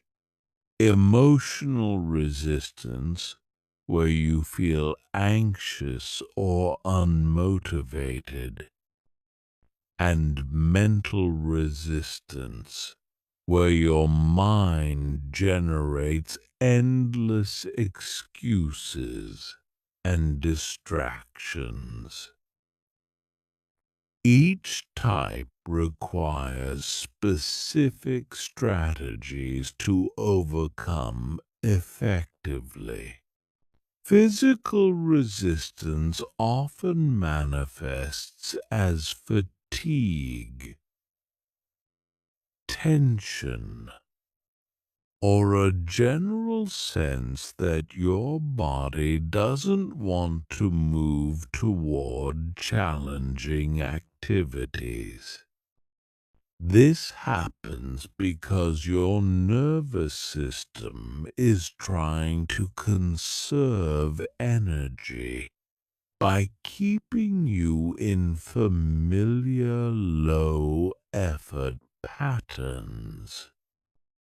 The solution isn't to fight against this physical resistance, but to work with your body's natural rhythms and energy systems. Start by acknowledging the physical resistance without judgment. Your body isn't being lazy or stubborn. It's following its programming to conserve energy. Then, use movement to shift your physical state. Sometimes just standing up and doing light movement for 60 seconds is enough to break through physical inertia and access the energy needed for more challenging activities. You can also use breathing techniques to shift your physical state rapidly. Deep, rhythmic breathing activates your parasympathetic nervous system and can quickly move you from a state of resistance to a state of readiness. Spend 2 to 3 minutes focusing entirely on slow, deep breathing, while visualizing yourself successfully engaging in the challenging activity. Cold exposure is another powerful tool for overcoming physical resistance. A cold shower, or even splashing cold water on your face, can instantly shift your nervous system from a state of comfort-seeking to a state of alertness and energy. This physiological shift often carries over into other areas and makes disciplined action feel more natural. Emotional resistance typically shows up as anxiety, overwhelm, or a general feeling that you don't want to engage in challenging activities. This happens because your brain associates challenge with potential threat or discomfort. The key to overcoming emotional resistance is reframing the emotional experience rather than trying to suppress or ignore it. Instead of viewing anxiety as a signal to avoid the activity, learn to interpret it as excitement about growth. The physiological sensations of anxiety and excitement are nearly identical. The difference is in how you interpret them. When you feel your heart racing before a challenging workout or important project, consciously reframe that sensation as your body preparing for peak performance.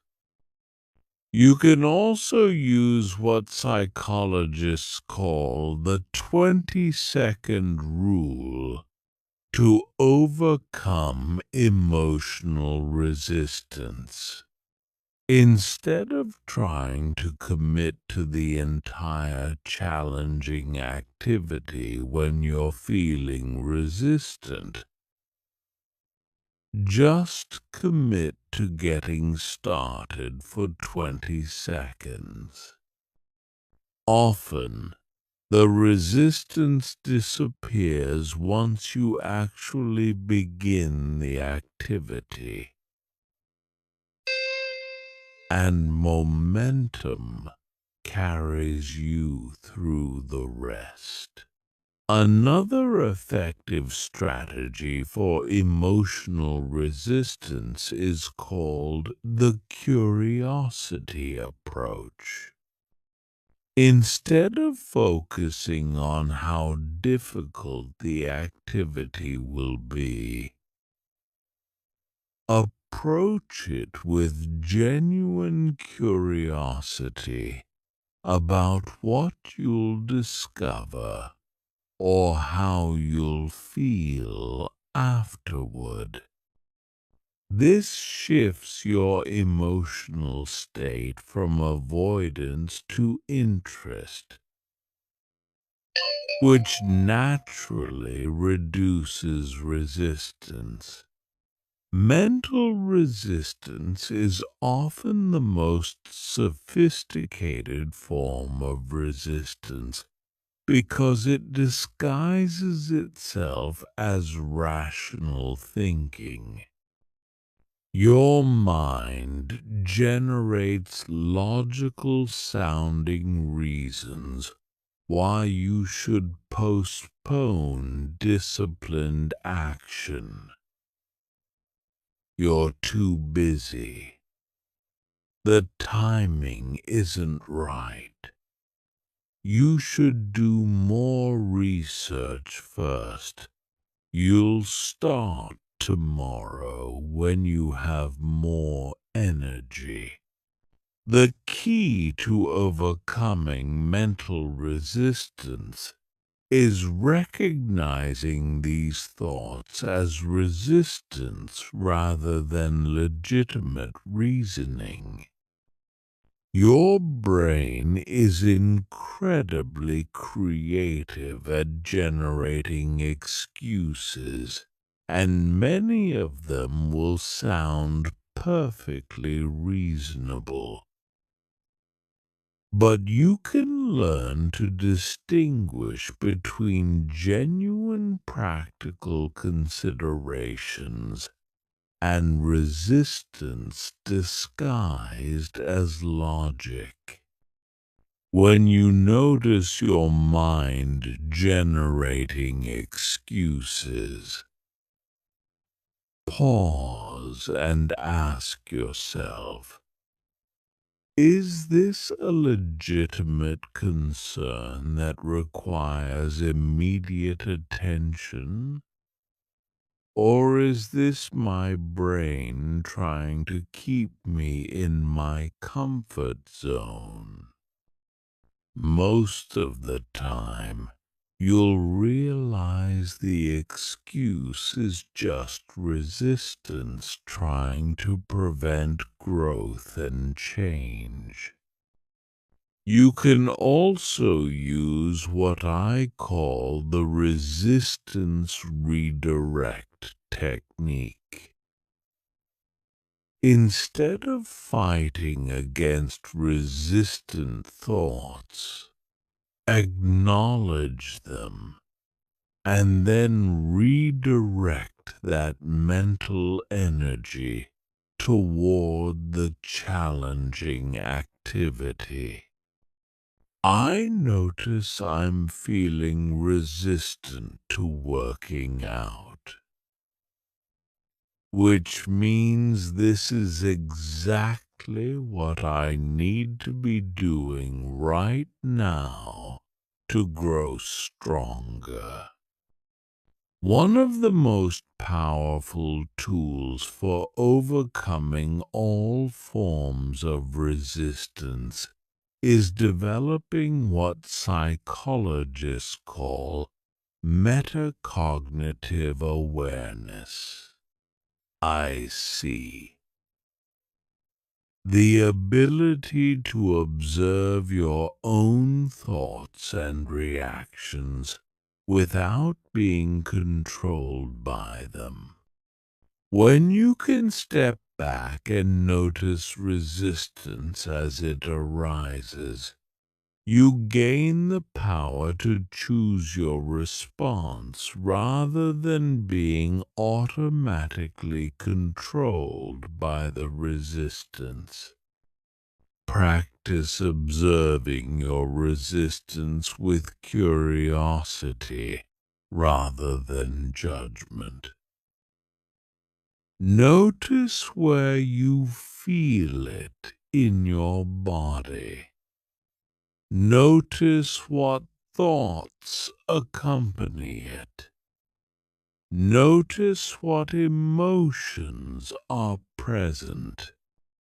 This observer perspective creates space between you and the resistance, giving you room to choose disciplined action despite the resistance.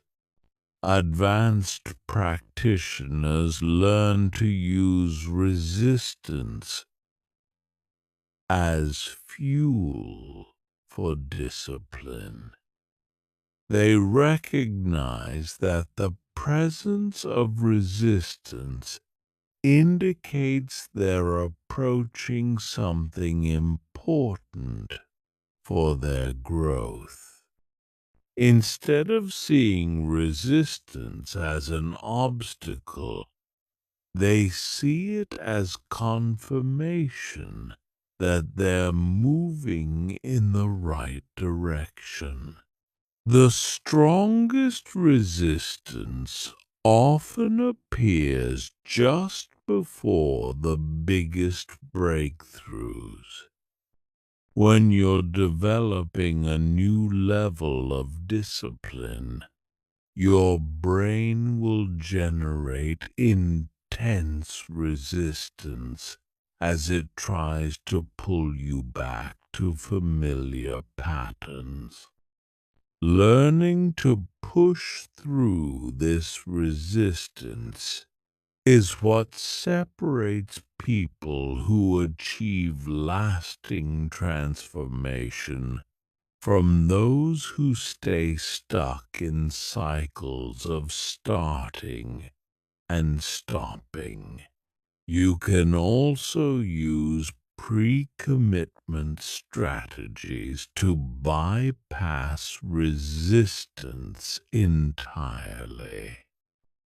These involve making decisions about challenging activities when you're in a positive, motivated state, then creating systems that make it difficult to back out when resistance arises later.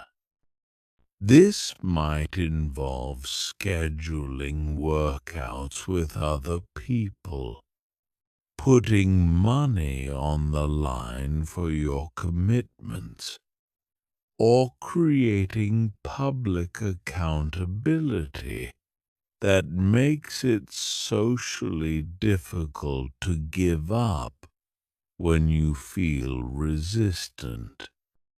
The key is designing these commitments when you're feeling motivated, so that they carry you through periods of resistance. Remember that resistance is temporary and will pass if you don't feed it with avoidance. Every time you push through resistance and engage in disciplined action anyway, you weaken the resistance pattern and strengthen the discipline pattern. Over time, resistance becomes less frequent and less intense. As your brain learns that disciplined action leads to positive outcomes. Chapter 10: Automation and Mastery. Making discipline as natural as breathing. The ultimate goal of training your brain to like discipline isn't just to make challenging activities easier. It's to make them so automatic and natural that they require virtually no conscious effort or decision-making. This level of mastery transforms discipline from something you do into something you are. True automation happens when disciplined behaviors become so deeply ingrained in your neural pathways that they occur without conscious intention or willpower.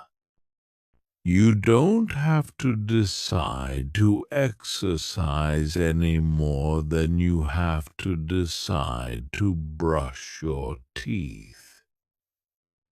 You don't have to force yourself to eat healthy food any more than you have to force yourself to breathe. The behaviors become as natural and automatic as any other biological function. But reaching this level requires understanding the specific mechanisms that create behavioral automation and systematically applying them over extended periods. Most people give up long before they reach true automation because they're still relying on conscious effort and willpower rather than building genuine unconscious competence. The first requirement for automation is what neuroscientists call overlearning. DOS. Practicing a behavior far beyond the point where it feels comfortable and familiar. Most people stop practicing once a behavior becomes easy.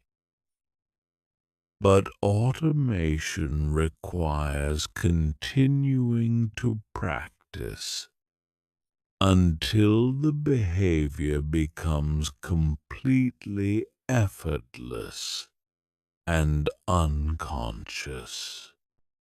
This means continuing to reinforce positive associations with disciplined behaviors even after they start feeling natural. It means maintaining conscious appreciation for the benefits even after they become obvious.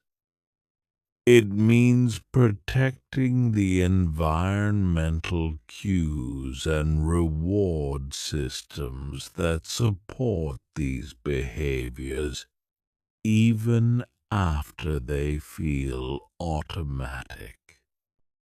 The second requirement is what I call context independence.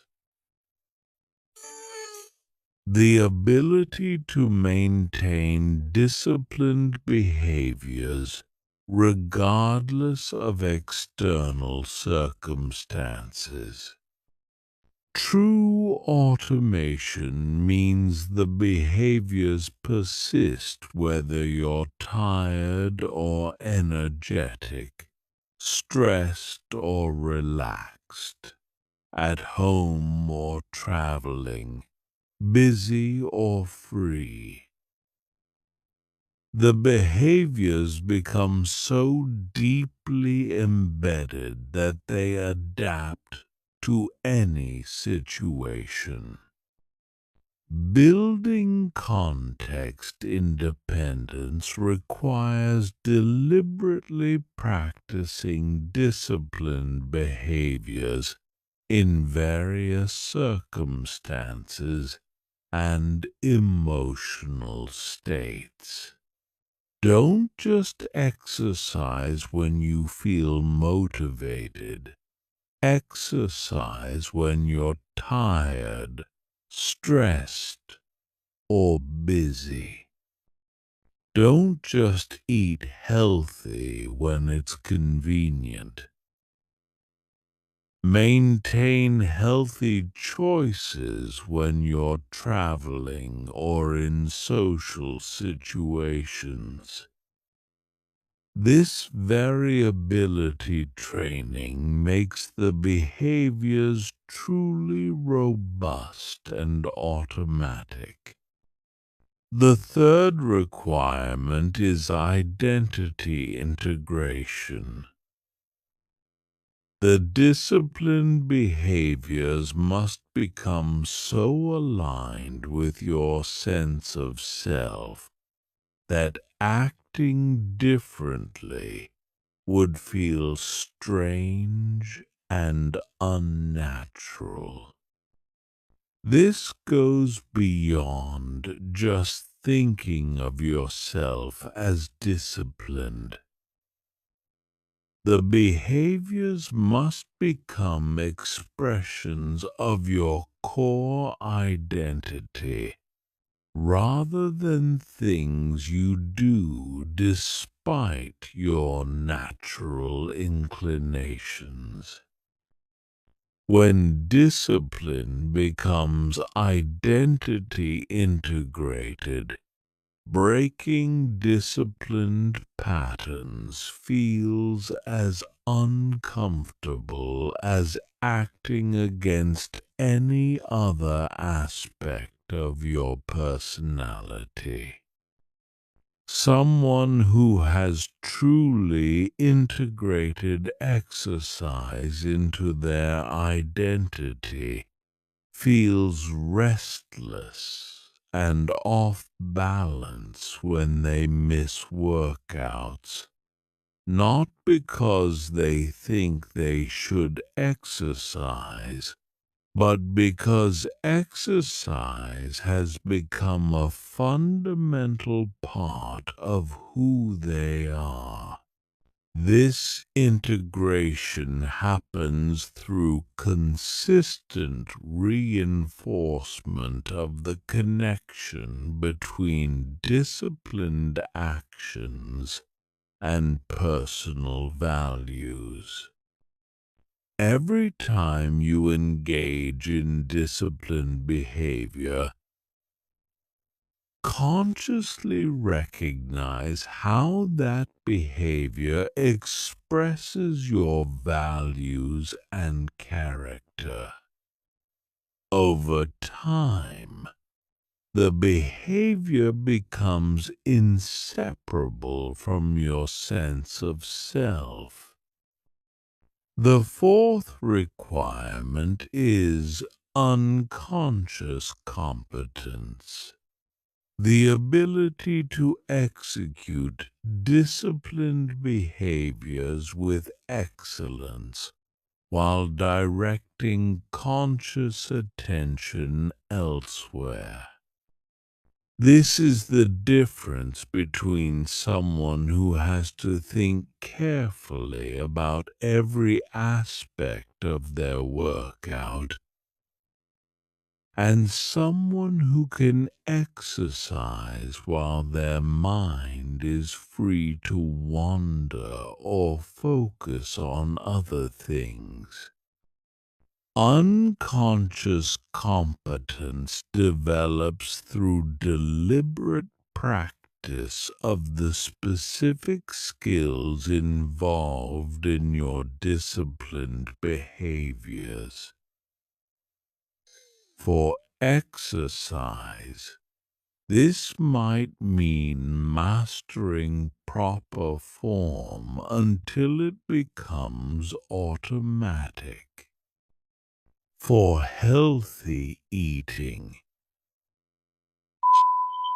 this might mean developing intuitive knowledge of nutrition and meal preparation. For focused work, this might mean building such strong concentration skills that deep focus becomes effortless. The most advanced level of automation is what I call adaptive mastery, ATM. The ability to maintain disciplined behaviors while continuously evolving and improving them based on changing circumstances and goals. This means the automation includes built-in mechanisms for growth and adaptation rather than just rigid repetition of the same actions. Adaptive mastery requires developing meta-skills around discipline itself. The ability to recognize when behaviors need adjustment. The sensitivity to detect early signs of stagnation or regression. And the creativity to evolve your approach while maintaining the underlying patterns of discipline. People with adaptive mastery don't just maintain the same disciplined routines forever. They continuously refine and upgrade their approaches based on new information, changing life circumstances, and evolving goals. But these adjustments happen within a framework of unwavering commitment to growth and excellence.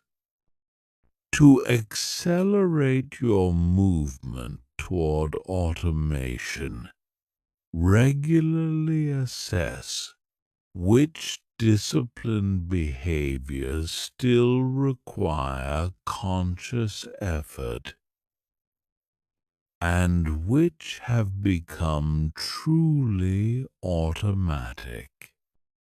Focus your conscious development energy on the behaviors that still feel effortful while protecting and maintaining the behaviors that have become natural. You can also use what I call automation testing to gauge your progress. Deliberately place yourself in challenging circumstances. When you're tired, stressed, or busy, and observe how naturally your disciplined behaviors occur. True automation means these behaviors persist even under difficult conditions. Remember that reaching true automation takes time, often months or years for complex behaviors. But the investment is worthwhile because automated discipline becomes a permanent asset that continues paying dividends for the rest of your life. Once discipline becomes as natural as breathing, you have unlimited capacity for growth and achievement without the constant drain of willpower and conscious effort. The journey from forced discipline to automatic discipline is one of the most powerful transformations a human being can undergo. It's the difference between constantly fighting yourself and having your own psychology work in service of your highest goals. When you achieve this level of mastery, discipline stops being something you do and becomes something you are.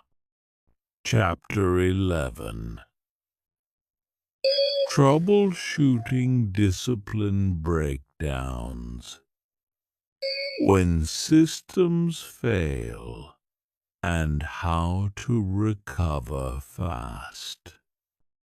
Even with the most sophisticated conditioning techniques and environmental design, your discipline systems will occasionally break down.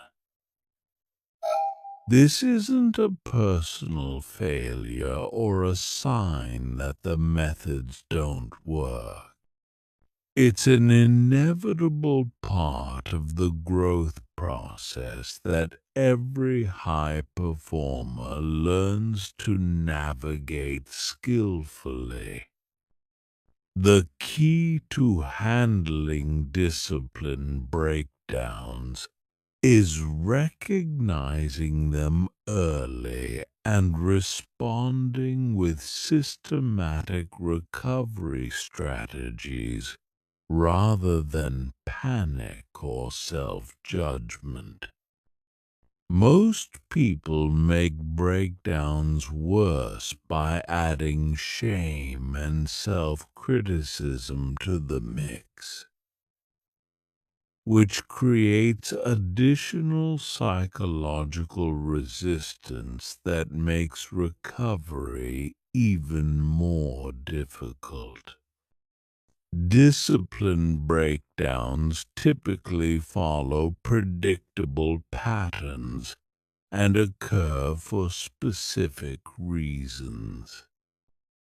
Understanding these patterns allows you to anticipate problems before they become serious and implement targeted solutions that address the root cause rather than just the symptoms.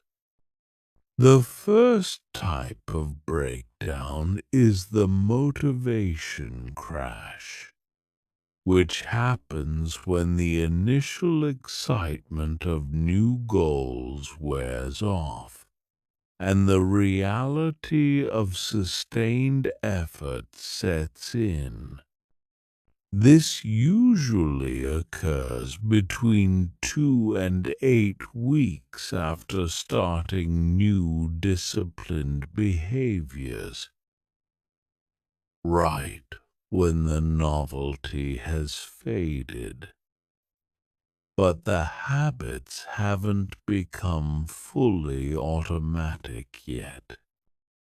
During motivation crashes, disciplined behaviors suddenly feel much more difficult than they did initially.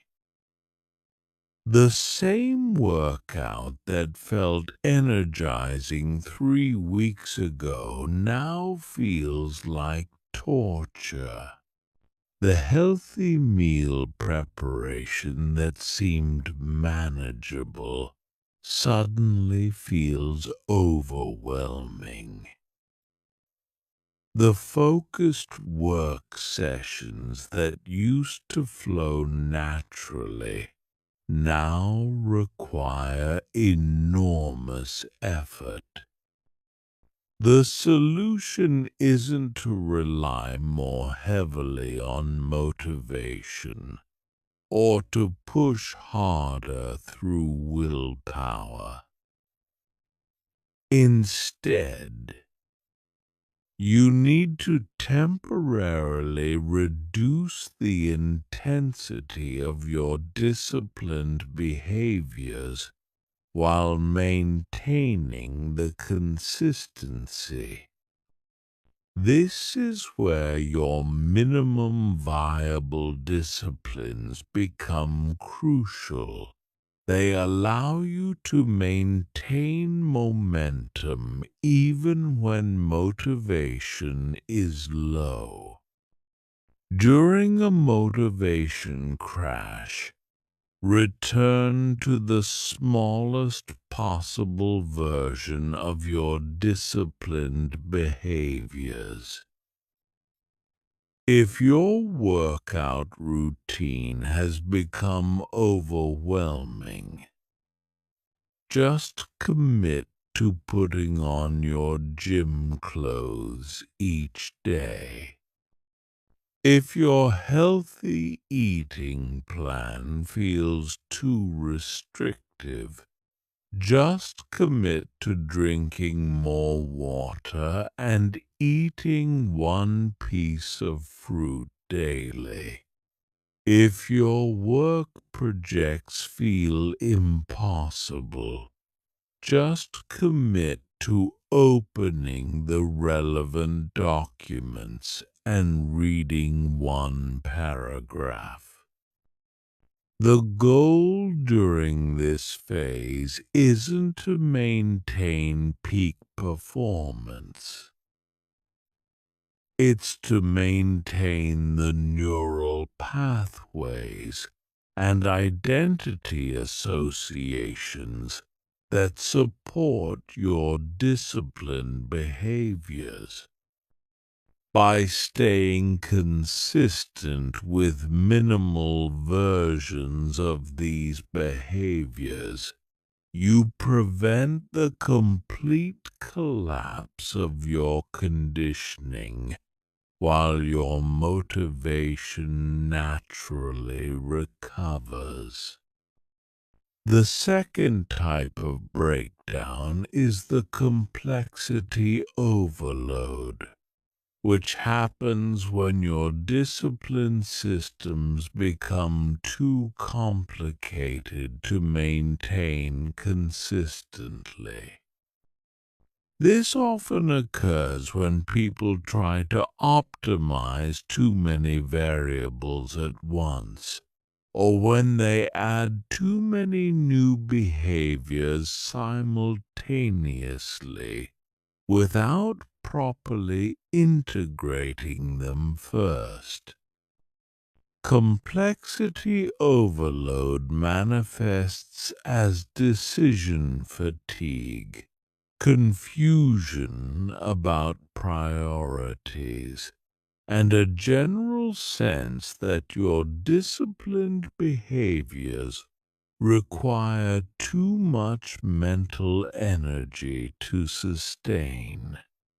You find yourself spending more time thinking about your systems than actually implementing them. The solution is radical simplification. Temporarily eliminate all but the most essential discipline behaviors and focus exclusively on those core actions until they become truly automatic. Once these foundational behaviors are solid, you can gradually add complexity back into your systems. Most people resist simplification because they fear losing progress, but the opposite is true. Simplifying your approach allows you to build stronger foundations that can support much more sophisticated behaviors later. It's better to master 3 disciplined behaviors completely than to struggle with 10 behaviors inconsistently. The third type of breakdown is the environmental disruption, which happens when significant changes in your circumstances undermine the cues and contexts that support your disciplined behaviors. This might occur during travel, job changes, relationship transitions, or any major life shift that alters your normal routines and environments. Environmental disruptions are particularly challenging because they remove the external supports that make discipline feel automatic.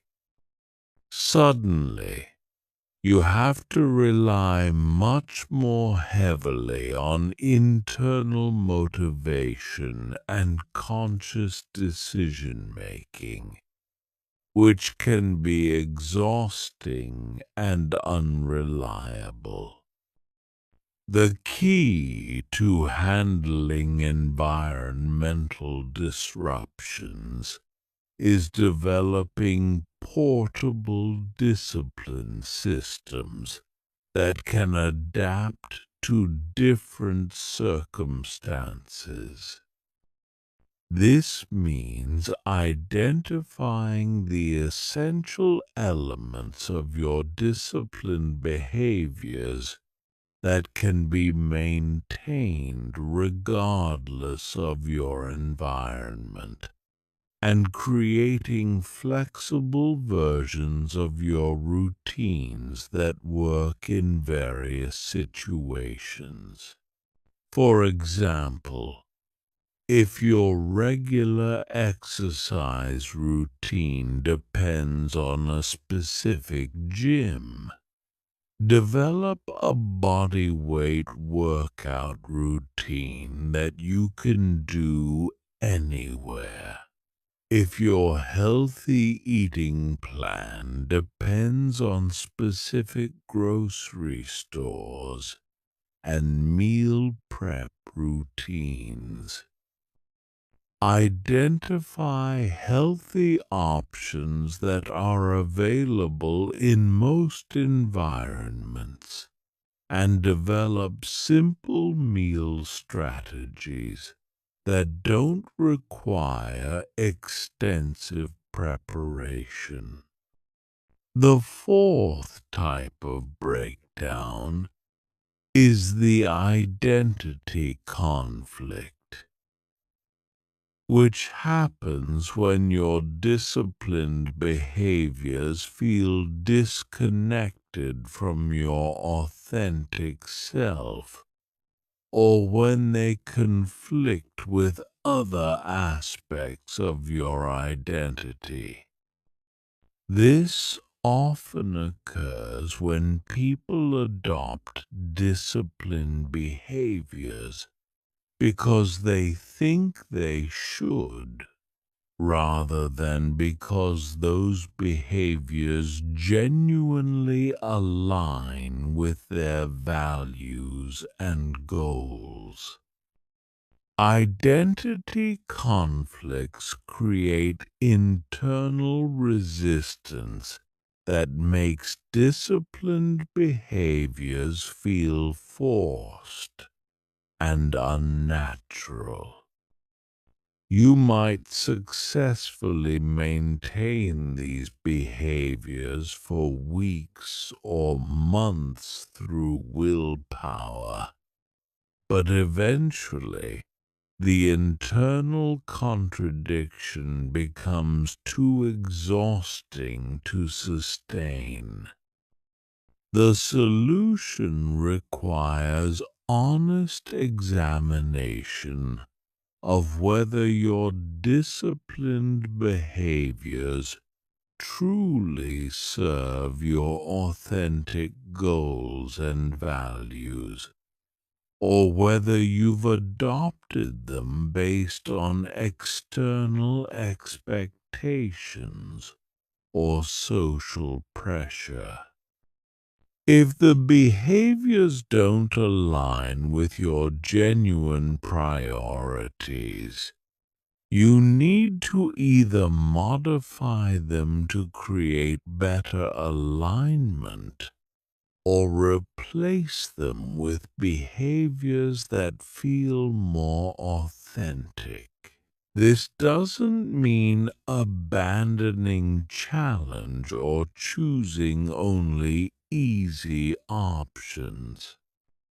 It means ensuring that your disciplined behaviors serve purposes that matter deeply to you personally, not just purposes that look good to others or that you think you should care about. The most effective recovery strategy for any type of breakdown is what I call the reset protocol.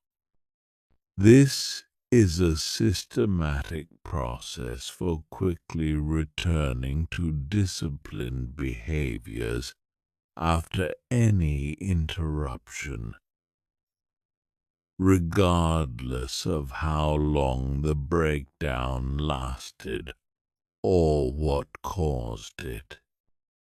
The reset protocol has 3 phases: acknowledgement, recommitment, and reconstruction.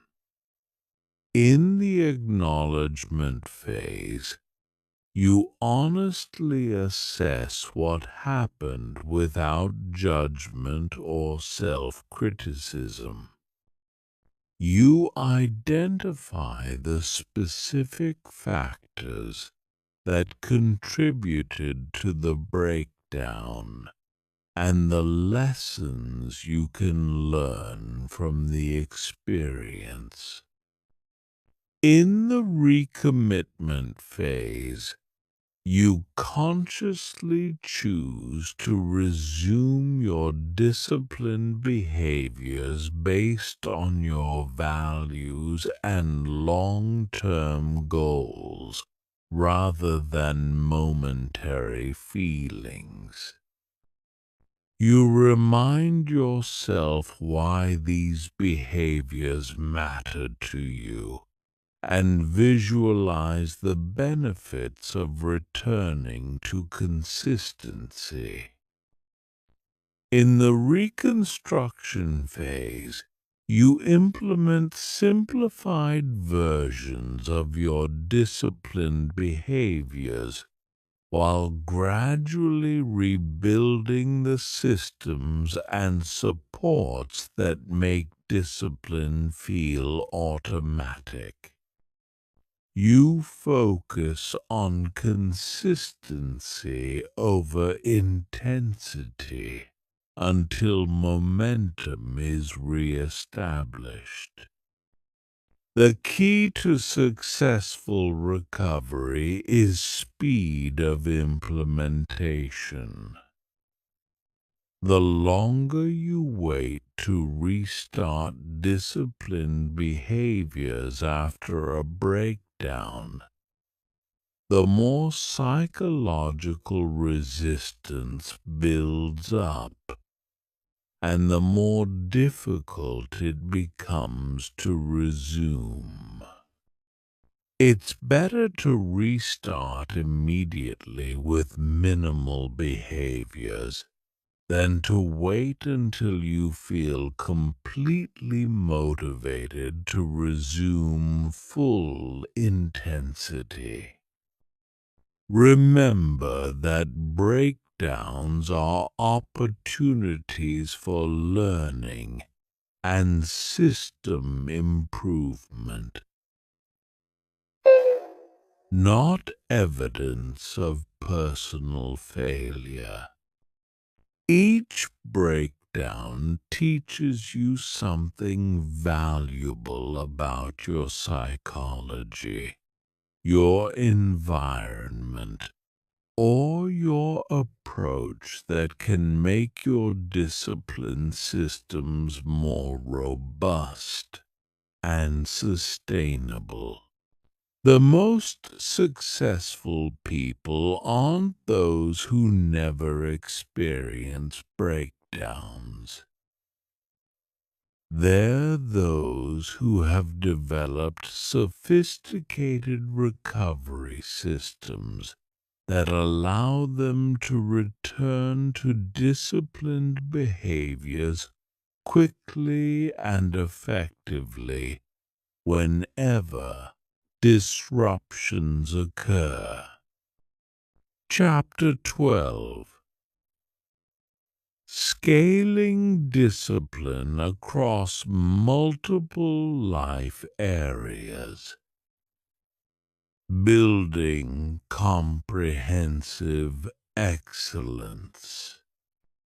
Once you've mastered the art of making discipline feel natural in one area of your life, the next challenge is scaling that same mastery across multiple domains simultaneously. This requires understanding how different types of disciplined behaviors interact with each other, and how to manage your psychological resources effectively across competing priorities.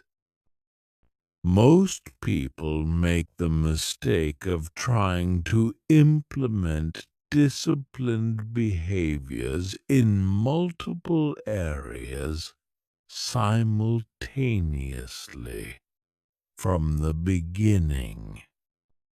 They decide to transform their fitness, diet, work habits, relationships, and finances all at once. Then wonder why they feel overwhelmed and can't sustain any of the changes consistently. The problem isn't lack of commitment or willpower. It's a fundamental misunderstanding of how psychological resources work. Your brain has limited capacity for conscious self-regulation. And trying to change too many behaviors simultaneously overloads this system and guarantees failure. The solution is sequential mastery followed by strategic integration. You focus intensively on building discipline in one area until it becomes truly automatic. Then gradually expand to other areas while maintaining the foundational disciplines you've already established. This sequential approach allows you to build what psychologists call regulatory strength. Your overall capacity for self-control and disciplined behavior. Each area where you develop genuine discipline increases your total capacity for managing other challenging behaviors.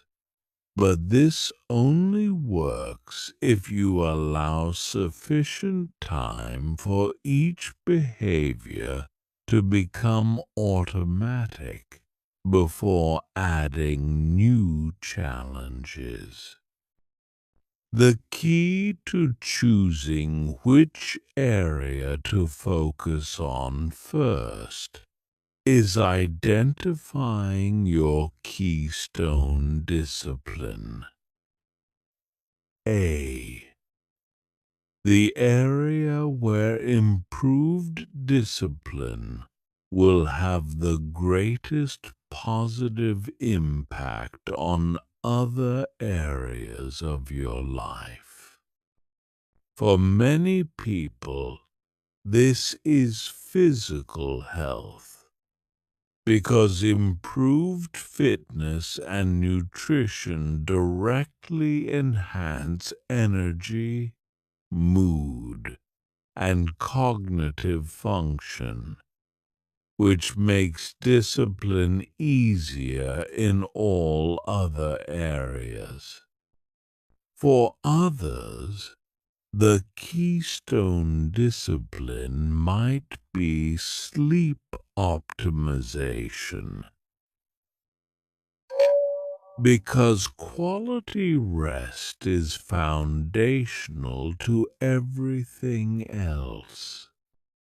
For some, it might be time management or focused work habits. Because professional success provides resources and confidence that support improvement in other areas. Choose the area where you have both strong motivation and reasonable confidence in your ability to see meaningful progress within a few months. You want your first disciplined area to become a source of pride and momentum rather than frustration and self-doubt. Once your keystone discipline has become truly automatic, typically requiring 3 to 6 months of consistent practice, you can begin expanding to a second area. But this expansion requires careful integration rather than simply adding new behaviors on top of existing ones. The most effective integration strategy is finding natural connection points between your established discipline and your new target area. If you've mastered morning exercise, you might integrate nutritional discipline by focusing specifically on post-workout nutrition.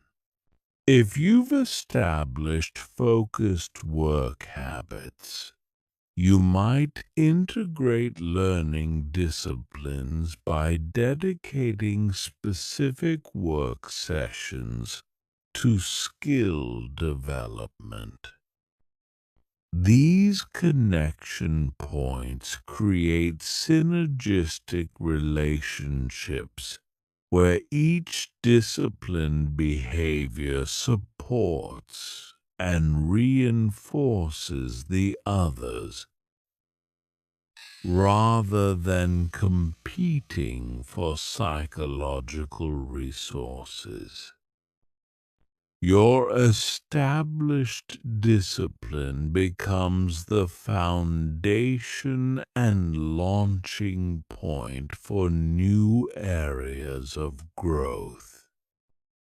Another crucial element of successful scaling is resource allocation. Understanding how different types of disciplined behaviors draw on different psychological resources and arranging your schedule to minimize conflicts between demanding activities.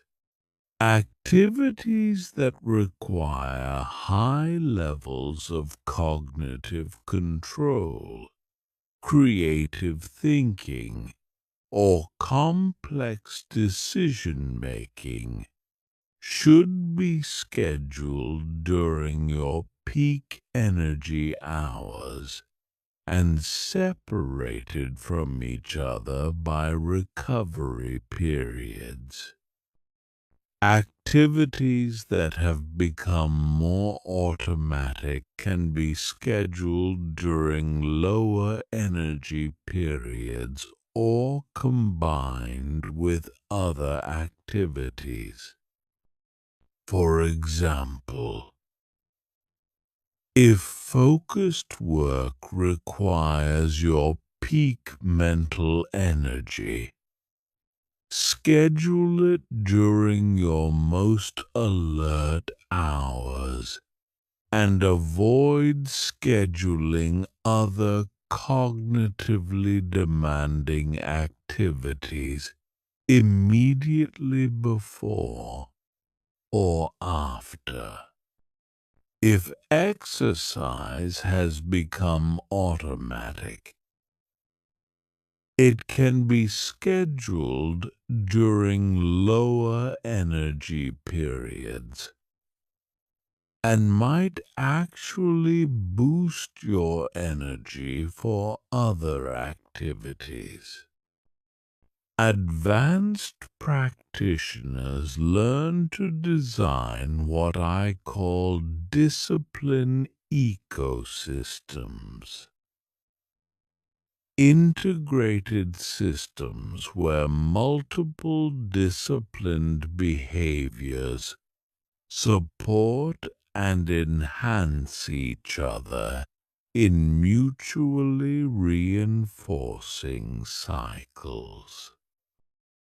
In a well-designed ecosystem, each element makes the others easier and more rewarding rather than creating additional burden. A simple discipline ecosystem might include morning exercise that boosts energy for focused work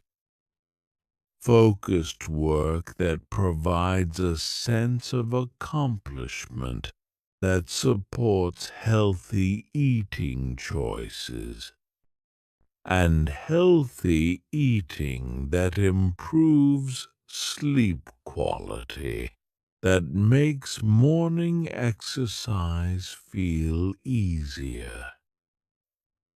Each element feeds into and strengthens the others.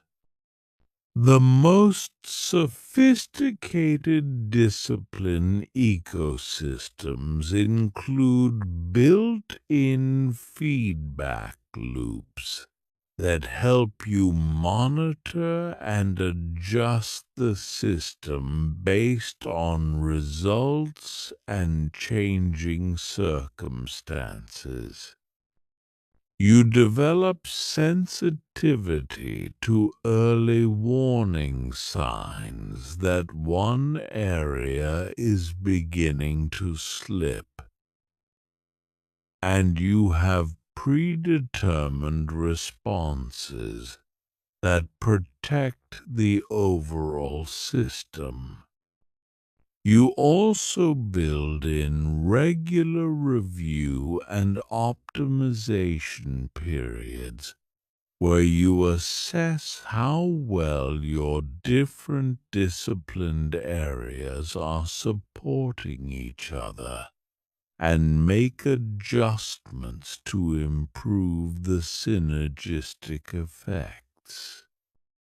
This might involve changing the timing of certain activities, modifying specific behaviors to create better integration, or temporarily reducing focus on one area to strengthen another. One of the biggest challenges in scaling discipline is managing the tendency to perfectionism that often develops as you become more successful with disciplined behaviors. As you experience the benefits of discipline in one area, it's natural to want to optimize everything simultaneously and to hold yourself to increasingly high standards across all domains. But perfectionism across multiple areas is unsustainable and often counterproductive. It creates psychological pressure that can actually undermine the natural motivation and enjoyment that make discipline feel effortless. Instead of trying to optimize everything simultaneously, maintain a hierarchy of priorities that allows you to excel in your most important areas while accepting good enough performance in less critical domains. This doesn't mean abandoning your standards or accepting mediocrity. It means being strategic about where you invest your highest levels of attention and energy, and recognizing that sustainable excellence requires cycles of focus and recovery rather than constant peak performance in all areas. The ultimate goal of scaling discipline is developing what I call integrated mastery. A state where disciplined behaviors across multiple life domains feel natural, automatic, and mutually supportive. When you achieve integrated mastery, discipline stops feeling like a collection of separate behaviors and becomes a unified way of being that expresses your deepest values and highest aspirations. People with integrated mastery don't think about discipline as something they do. They experience it as something they are. Their disciplined behaviors feel as natural and effortless as breathing, and the different areas of their life work together in harmonious support of their overall growth and contribution. This level of integration takes years to develop fully, but the journey itself is incredibly rewarding. Each step toward greater integration makes your entire life feel more aligned, purposeful, and sustainable. You stop feeling fragmented across different roles and responsibilities and start experiencing a deeper coherence in how you show up in the world. Chapter 13: Advanced Psychology of Long-Term Consistency. Sustaining excellence for decades. Long-term consistency in discipline requires understanding psychological patterns that operate over months, years, and decades, rather than just days and weeks. The strategies that work for establishing new habits are different from the strategies needed to maintain those habits through major life transitions, changing circumstances, and evolving personal priorities. Most people think that once a behavior becomes automatic, it will continue indefinitely without conscious attention. But this isn't how psychology actually works. Even deeply ingrained habits can decay over time if they're not actively maintained and periodically renewed through conscious practice and recommitment. The first challenge of long-term consistency is what psychologists call habituation. HUAs. The natural tendency for any repeated experience to become less rewarding over time. Activities that initially felt exciting and motivating gradually become routine and may even start to feel boring or burdensome. This happens because your brain's reward system is designed to pay attention to novelty and change rather than consistency and predictability. The same workout that gave you an incredible endorphin rush when you started exercising might barely register as pleasant after you've been doing it consistently for 2 years. The solution isn't to constantly chase new activities or abandon behaviors once they become routine.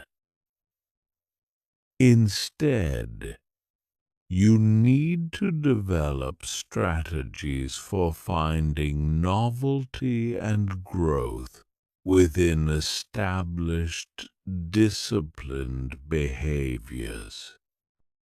This might involve progressively increasing difficulty, exploring new variations, or finding deeper levels of mastery within the same basic activity. For physical disciplines, this could mean continuously challenging yourself with new fitness goals.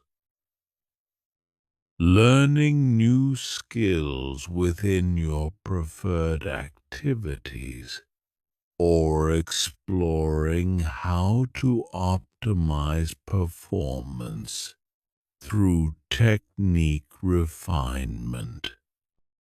For mental disciplines, it might mean gradually increasing the complexity of challenges, applying your skills to new domains, or developing teaching or mentoring capabilities that deepen your own understanding. The key is maintaining what researchers call optimal challenge. Keeping your disciplined behaviors at the edge of your current capabilities so they continue continue to provide opportunities for growth and learning. When activities become too easy or too routine, they lose their capacity to engage your attention and provide intrinsic satisfaction. The second challenge of long-term consistency is navigating major life transitions that disrupt the contexts and identities that support your disciplined behaviors. Career changes, relationship changes, geographic moves, health challenges, and family transitions all have the potential to undermine disciplines that previously felt solid and automatic. These transitions are particularly challenging because they often require rebuilding the environmental cues, social support, and daily routines that make disciplined behaviors feel effortless. You might have to completely reconstruct your discipline systems to fit new circumstances while maintaining continuity with your core values and long-term goals. The most effective approach to managing transitions is developing what I call portable core disciplines, essential behaviors that can be adapted to almost any circumstance while maintaining their fundamental character and benefits. These might include basic physical movement that can be done anywhere, core mental practices like meditation or journaling that don't depend on specific environments, or fundamental nutritional principles that can be applied regardless of available food options. By identifying and strengthening these portable disciplines, you create a foundation of consistency that can survive almost any external change. Even when major transitions disrupt your more elaborate discipline systems, you can maintain momentum through these core practices while rebuilding more complex routines in your new circumstances. The third challenge is what I call discipline drift. The subtle, gradual erosion of standards and consistency that happens so slowly that it's often unnoticed until significant regression has occurred. This might manifest as workout sessions that gradually become shorter and less intense. Healthy eating that slowly incorporates more processed foods, or focused work periods that imperceptibly fill with more distractions. Discipline drift is insidious because each individual change feels insignificant and reasonable. Skipping one workout due to a busy schedule seems perfectly justifiable. Having fast food once because you didn't have time to meal prep isn't a big deal. Checking your phone just once during a focused work session won't hurt anything. But these small compromises compound over time and can eventually undermine years of discipline development. The solution is implementing what I call consistency monitoring systems. Complace regular check-ins with yourself, where you honestly assess whether your disciplined behaviors are maintaining their original standards and effectiveness. This might involve weekly reviews of your behavior patterns, monthly assessments of your progress toward long-term goals, or quarterly deep evaluations of whether your discipline systems are still serving your evolving priorities.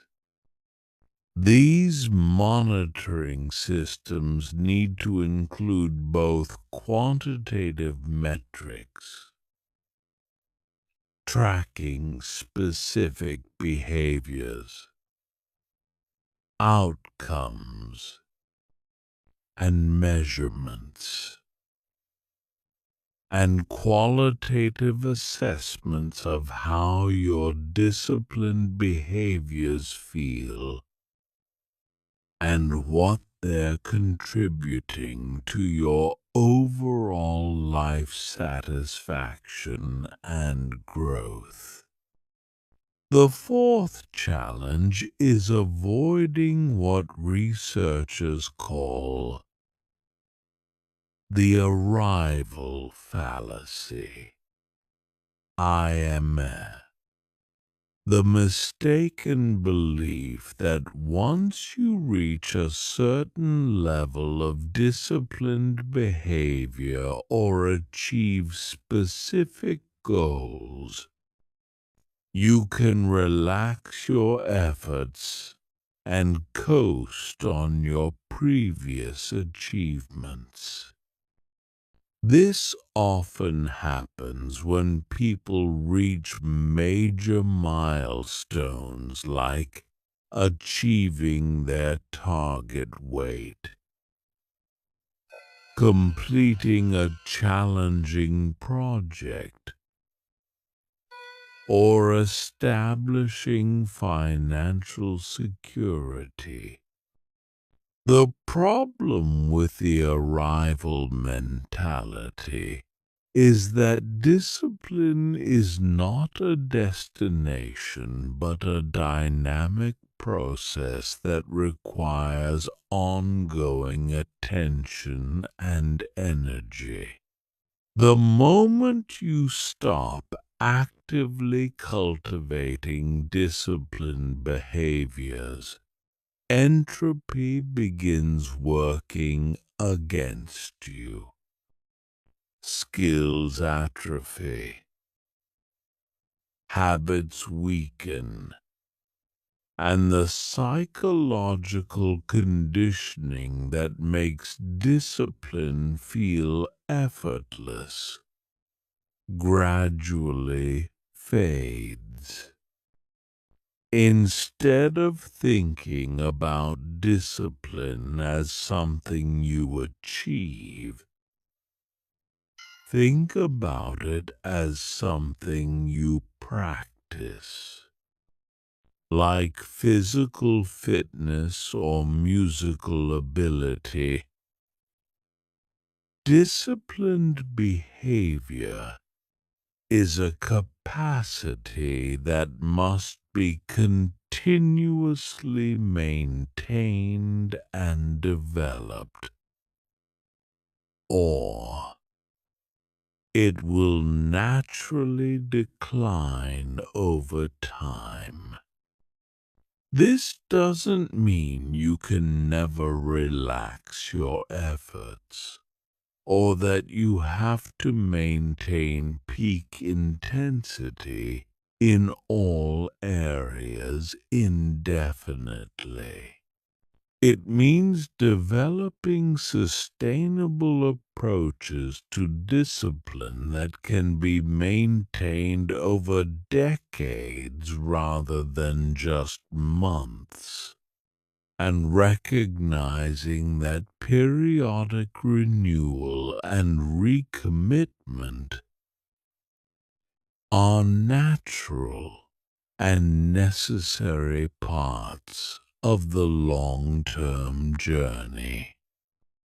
The most advanced strategy for long-term consistency is developing what I call evolutionary discipline.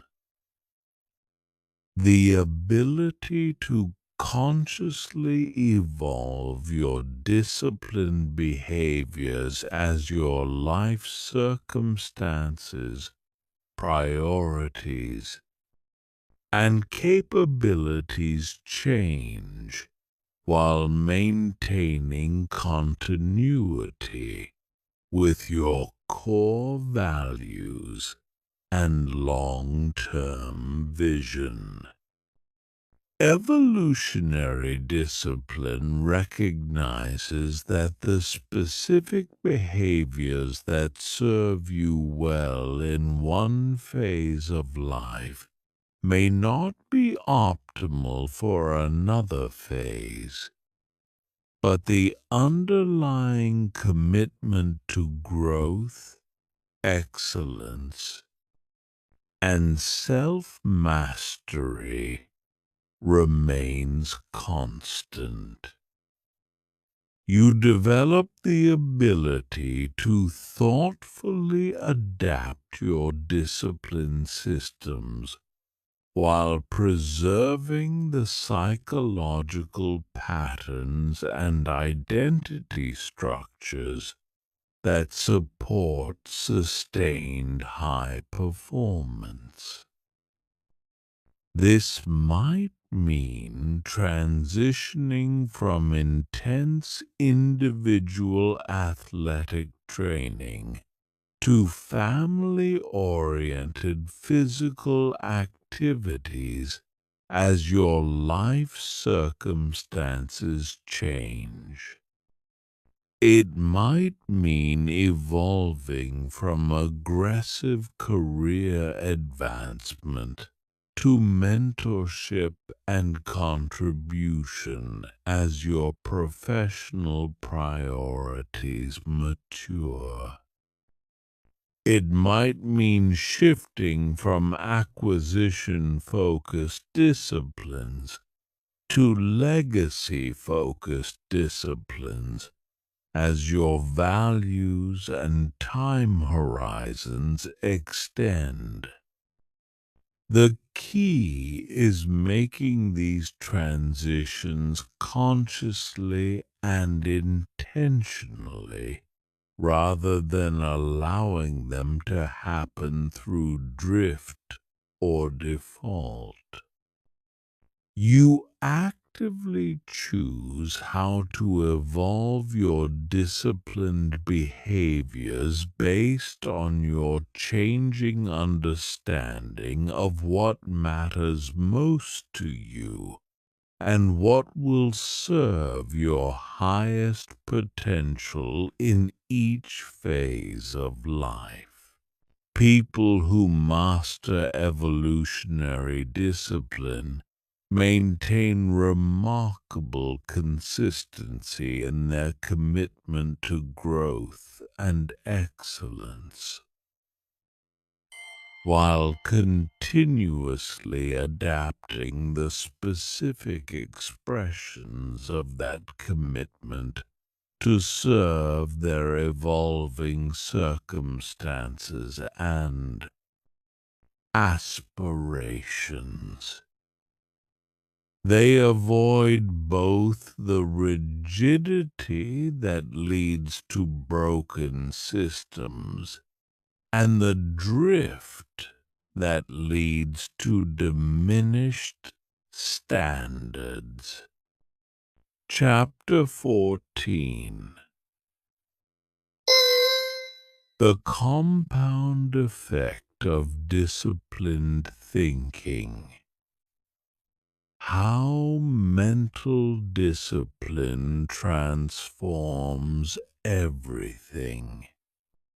While most people focus on disciplining their actions and behaviors, the most profound transformations come from disciplining your thinking patterns. Mental discipline. The ability to consciously direct your attention, choose your thoughts, and maintain focus despite distractions, is the master skill that enhances every other area of your life. Your thoughts directly influence your emotions, which drive your decisions, which create your results. When you develop genuine discipline over your thinking patterns, you gain influence over every aspect of your experience and every outcome you create. This is why mental discipline is often called the discipline that makes all other disciplines easier. Most people have very little conscious control over their thinking. They allow their minds to wander randomly from topic to topic, react automatically to whatever thoughts arise, and accept whatever emotional states result from their undisciplined mental habits.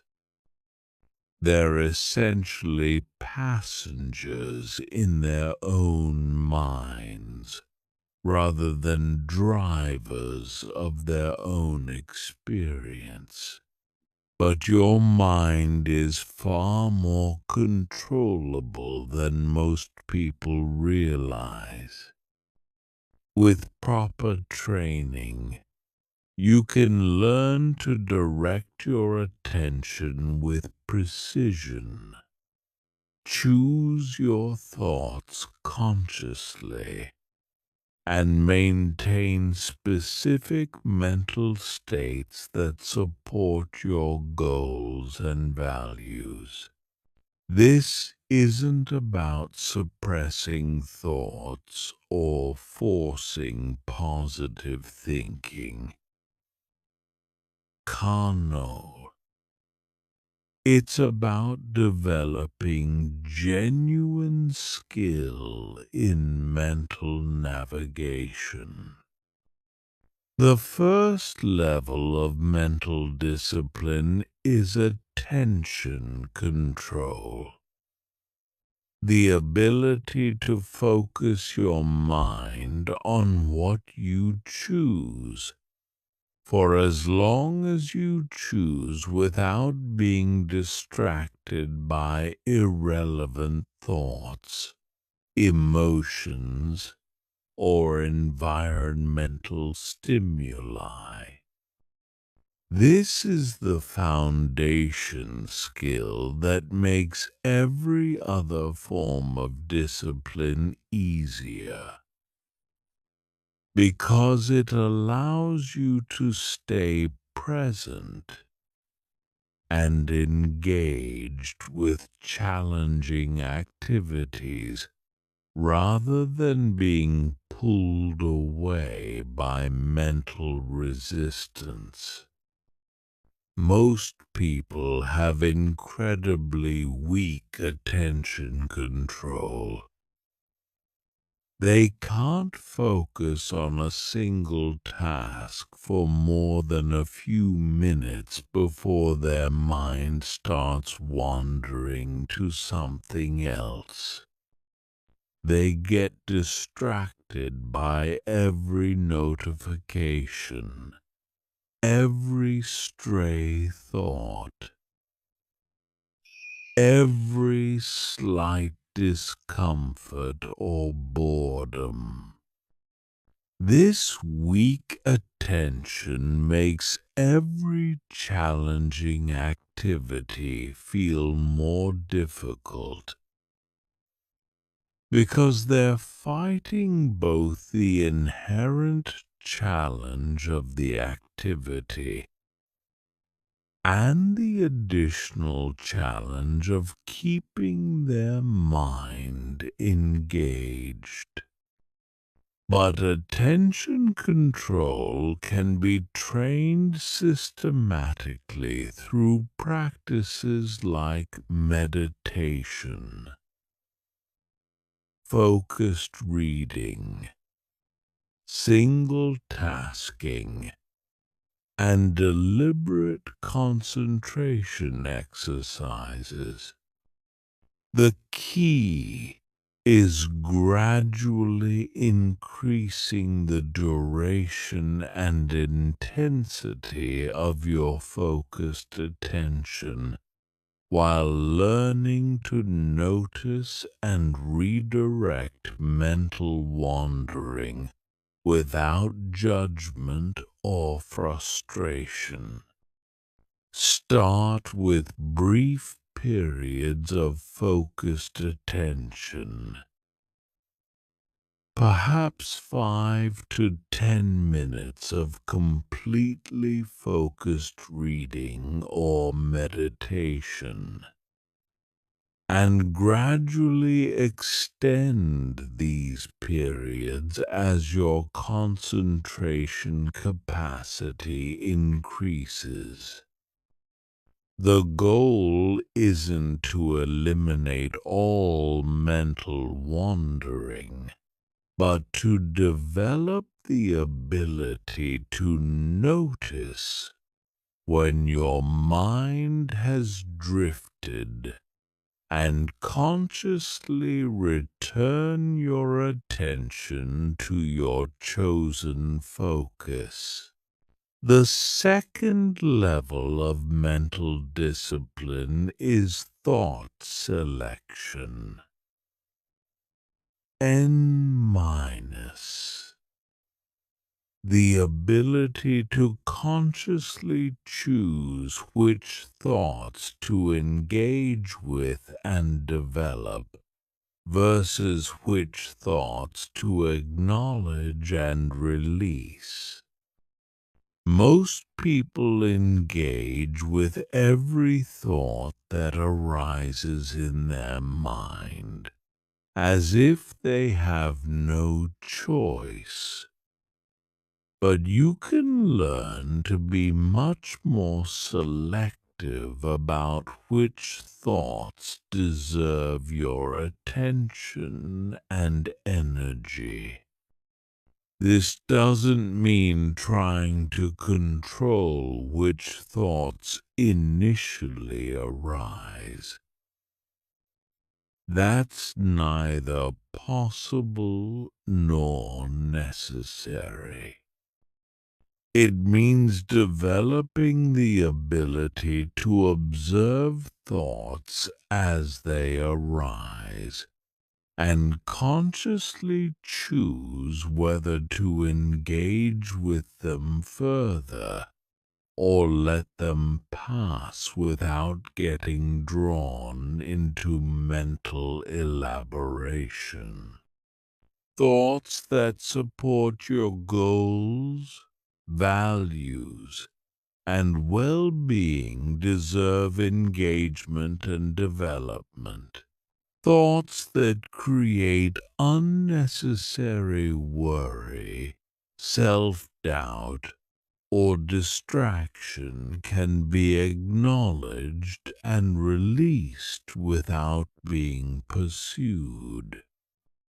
This selective engagement gradually shifts the overall pattern of your thinking toward more constructive and empowering directions.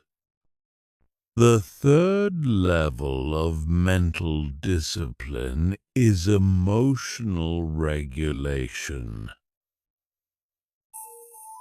The ability to maintain appropriate emotional states despite challenging circumstances or difficult thoughts and feelings.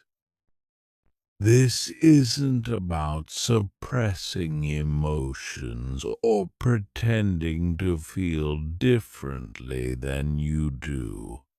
It's about developing the capacity to experience emotions fully while maintaining your ability to think clearly and make good decisions. Most people are completely controlled by their emotional states. When they feel anxious, they think anxious thoughts and make anxiety-driven decisions. When they feel angry, they think angry thoughts and take actions they later regret. When they feel unmotivated, they abandon their commitments and drift toward immediate gratification. But emotions, while important and valuable, don't have to control your thinking or decision-making. You can learn to experience strong emotions while maintaining access to your rational thinking and long-term values. This emotional regulation is what allows disciplined people to do what needs to be done, regardless of how they feel in the moment. The fourth level of mental discipline is perspective control. The ability to consciously choose how you interpret events, circumstances, and challenges. Most people react to situations based on automatic interpretations that may not be accurate or helpful.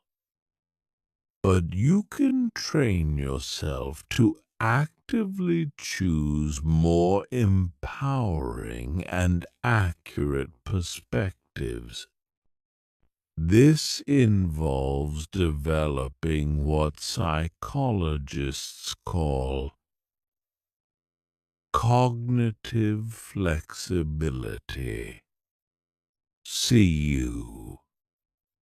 The ability to consider multiple interpretations of the same situation and choose the perspective that best serves your goals and well-being, instead of automatically assuming the worst when facing challenges. You can consciously look for opportunities, lessons, or growth possibilities within difficult circumstances. The most advanced level of mental discipline is what I call consciousness direction. The ability to deliberately choose what aspects of reality to focus on and how to interpret your overall experience. This goes beyond just managing thoughts and emotions to actively shaping your fundamental experience of being alive.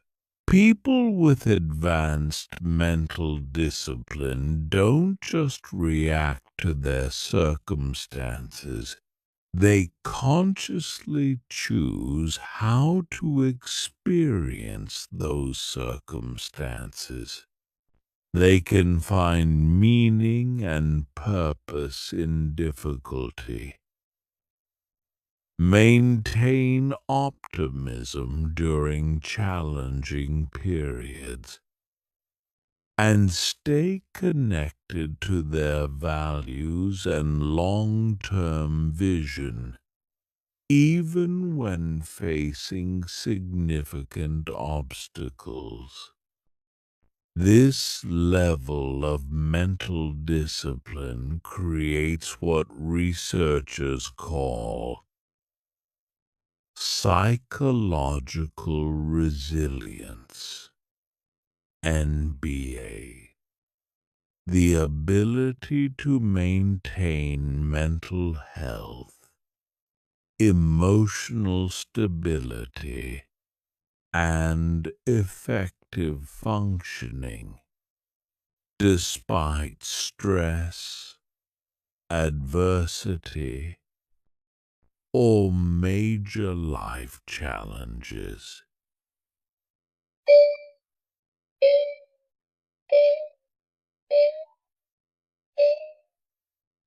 But it goes beyond just surviving difficulties to actively using challenges as opportunities for growth and development.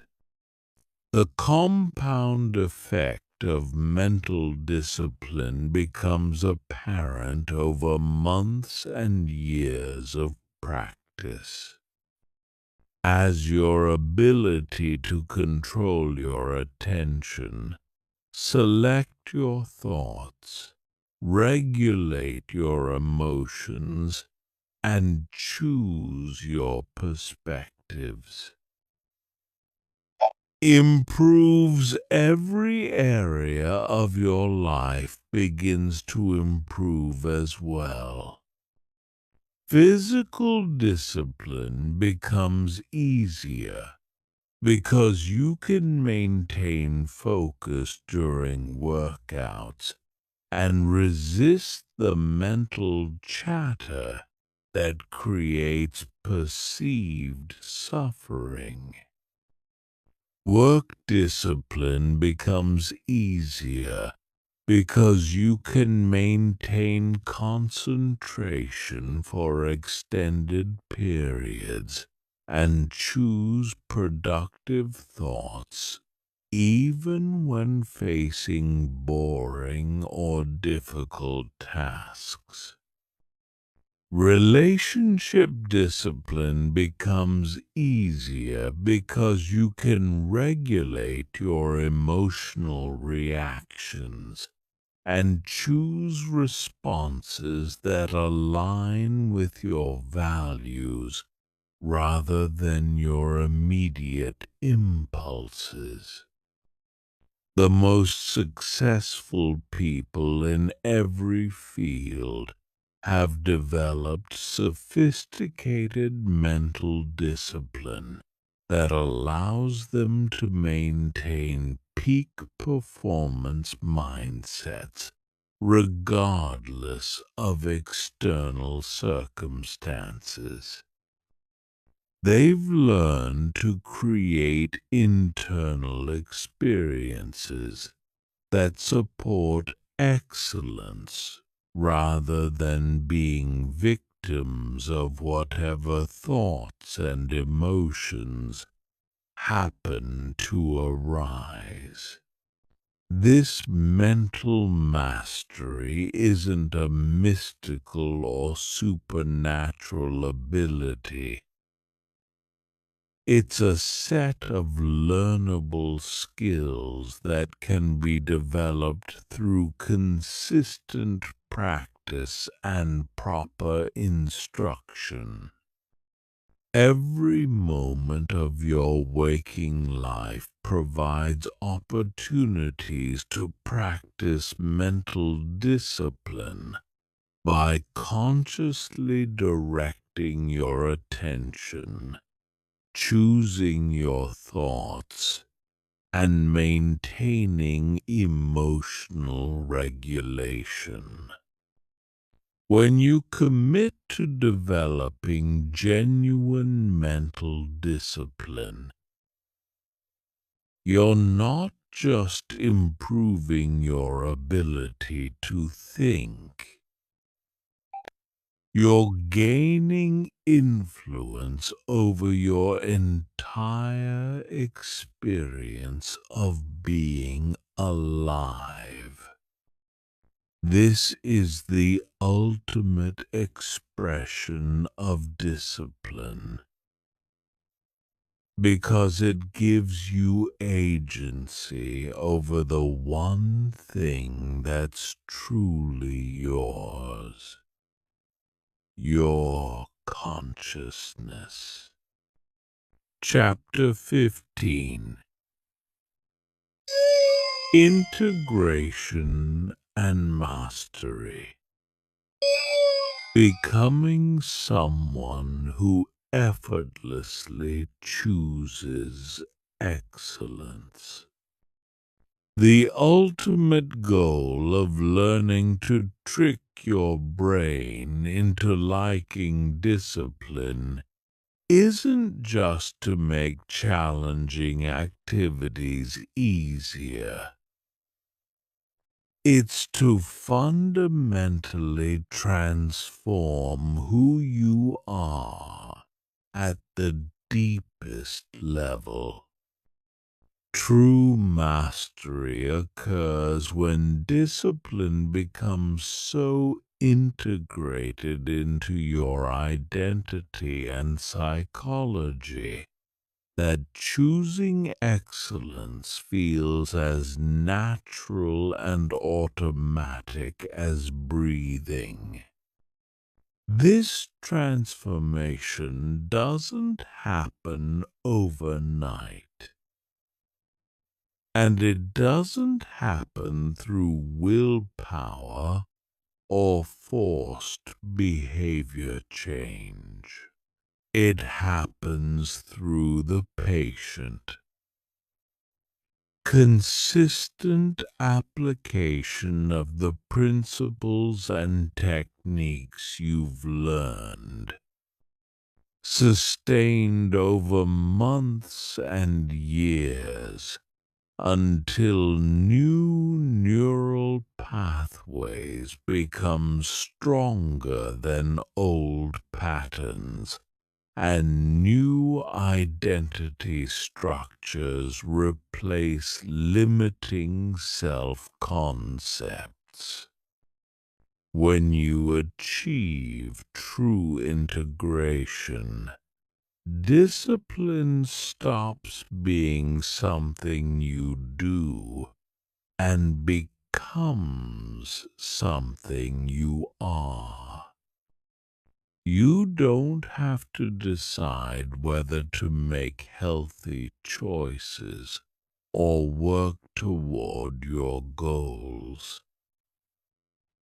These behaviors emerge naturally from who you've become. You don't struggle with motivation or willpower because your desires and values are aligned with actions that support your highest potential. This integrated mastery manifests in several distinct ways that separate people who have truly transformed their relationship with discipline from those who are still relying on techniques and systems to force themselves toward better choices. The first sign of integration is effortless consistency. Your disciplined behaviors happen automatically, without internal resistance or conscious decision-making.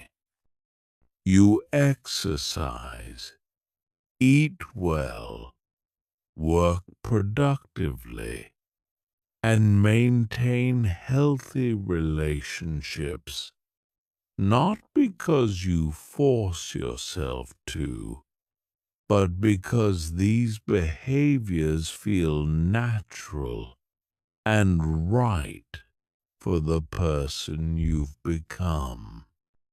This effortless consistency extends across different areas of your life and remains stable even during challenging periods, major transitions, or high-stress situations.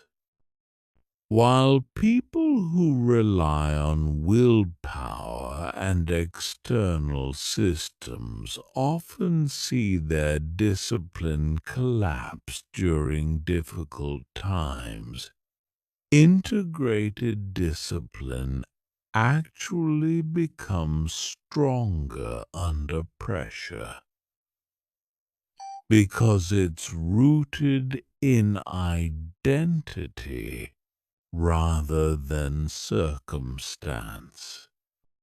The second sign of integration is authentic enjoyment of challenging activities. You genuinely look forward to your workouts, feel energized by difficult projects, and find satisfaction in pushing through resistance. This isn't fake positivity or forced enthusiasm. It's a genuine rewiring of your reward system that makes growth and excellence intrinsically rewarding. This authentic enjoyment creates a positive feedback loop that makes discipline increasingly easy and sustainable over time. Instead of depleting your energy and willpower, disciplined activities actually energize you and provide intrinsic motivation for continued growth and improvement. The third sign of integration is automatic course correction. When you do get off track,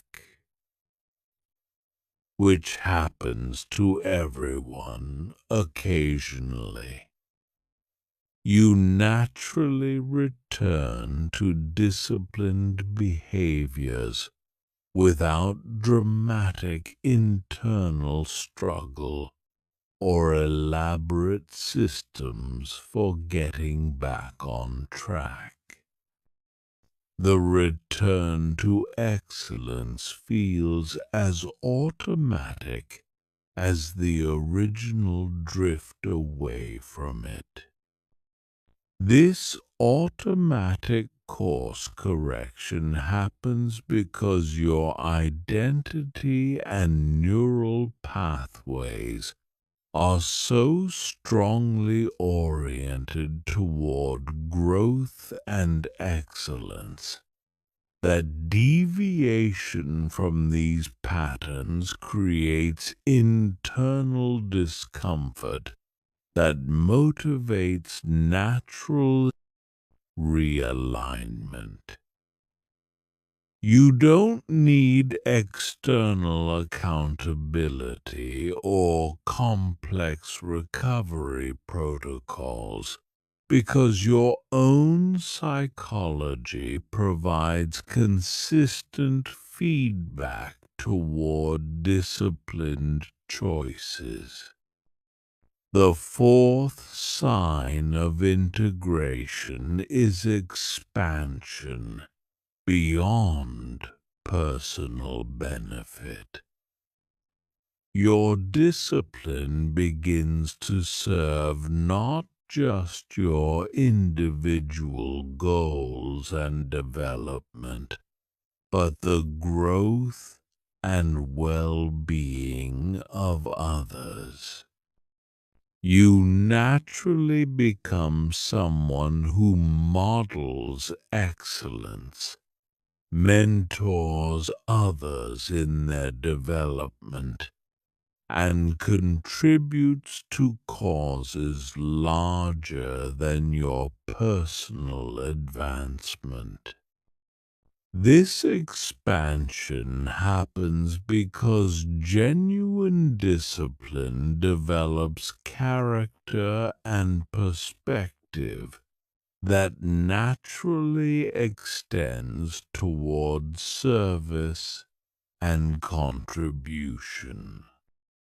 When you've mastered the art of personal excellence, you naturally want to share that mastery and help others discover their own potential for growth and achievement.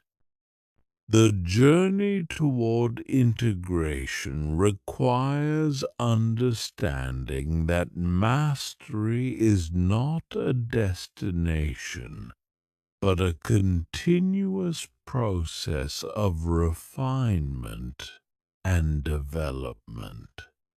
Even people who have achieved remarkable levels of integrated discipline continue to grow, learn, and evolve their understanding and application of these principles throughout their lives.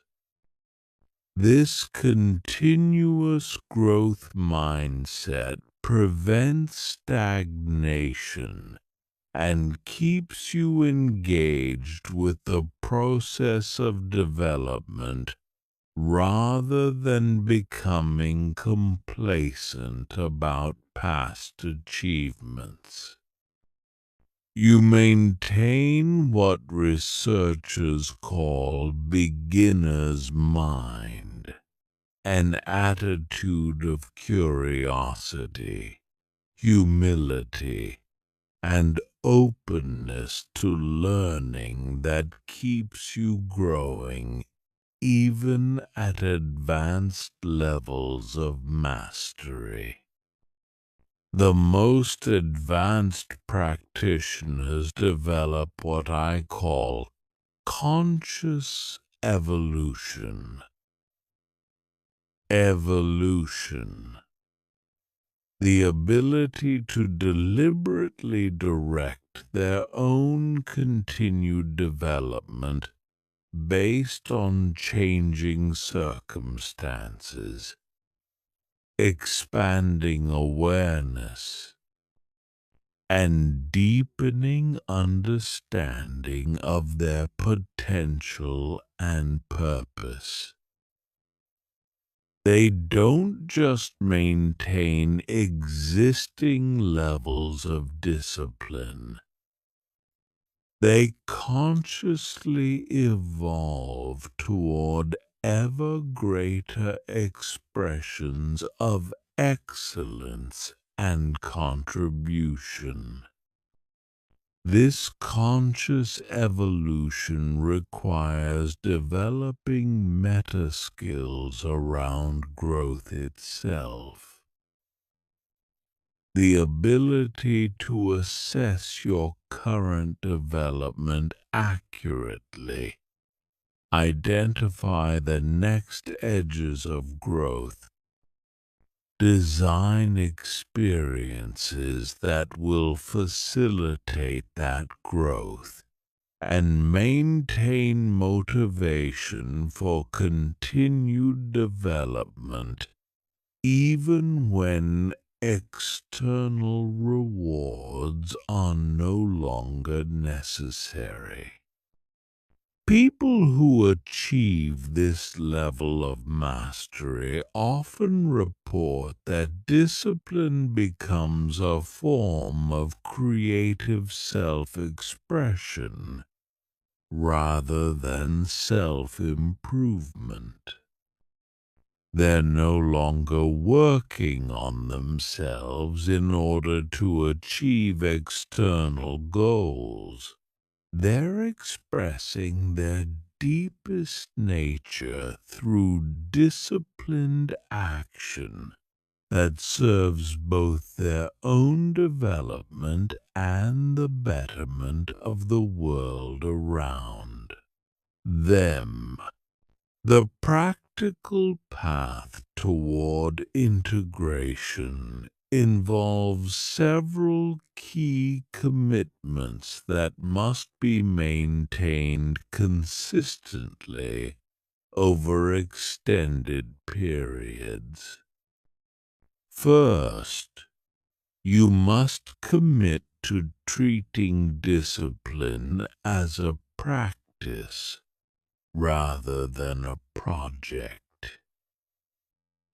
Something you engage with daily as an expression of your values, rather than something you do temporarily to achieve specific outcomes. Second, you must commit to conscious attention throughout the integration process.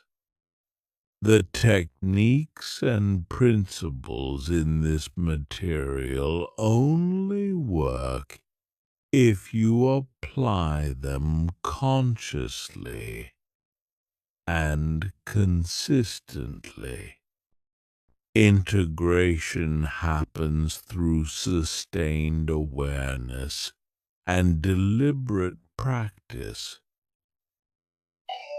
not through passive hoping or occasional effort.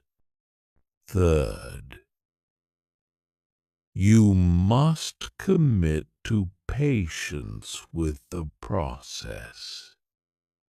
True integration takes time, typically years rather than months for complete transformation. The people who achieve lasting mastery are those who can maintain consistent effort over long periods without needing immediate rewards or dramatic results. Fourth, you must commit to authentic self-honesty about your progress, challenges, and areas for continued development. Integration requires accurately assessing where you are in the process and addressing obstacles and limitations as they arise, rather than pretending they don't exist or hoping they'll resolve themselves. Finally, you must commit to sharing your growth with others in whatever way feels authentic and appropriate for your circumstances.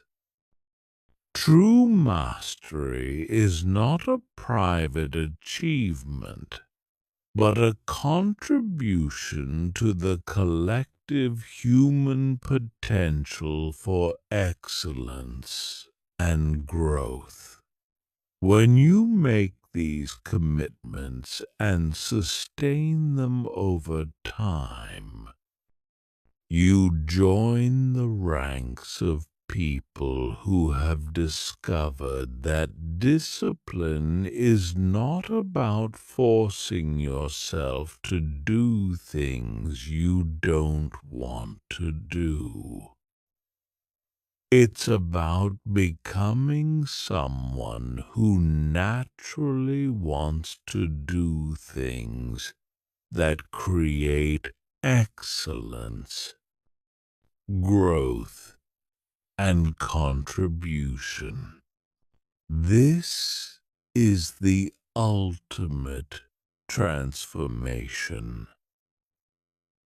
Not just achieving your goals, but becoming the kind of person who naturally and effortlessly chooses actions that serve your highest potential and the greatest good. The journey never ends, but the struggle does. When discipline becomes integrated into your identity and psychology, excellence stops being something you pursue and becomes something you naturally express. This is the true art of tricking your brain into liking discipline. Not through manipulation or force, but through genuine transformation that aligns your desires with your highest possibilities.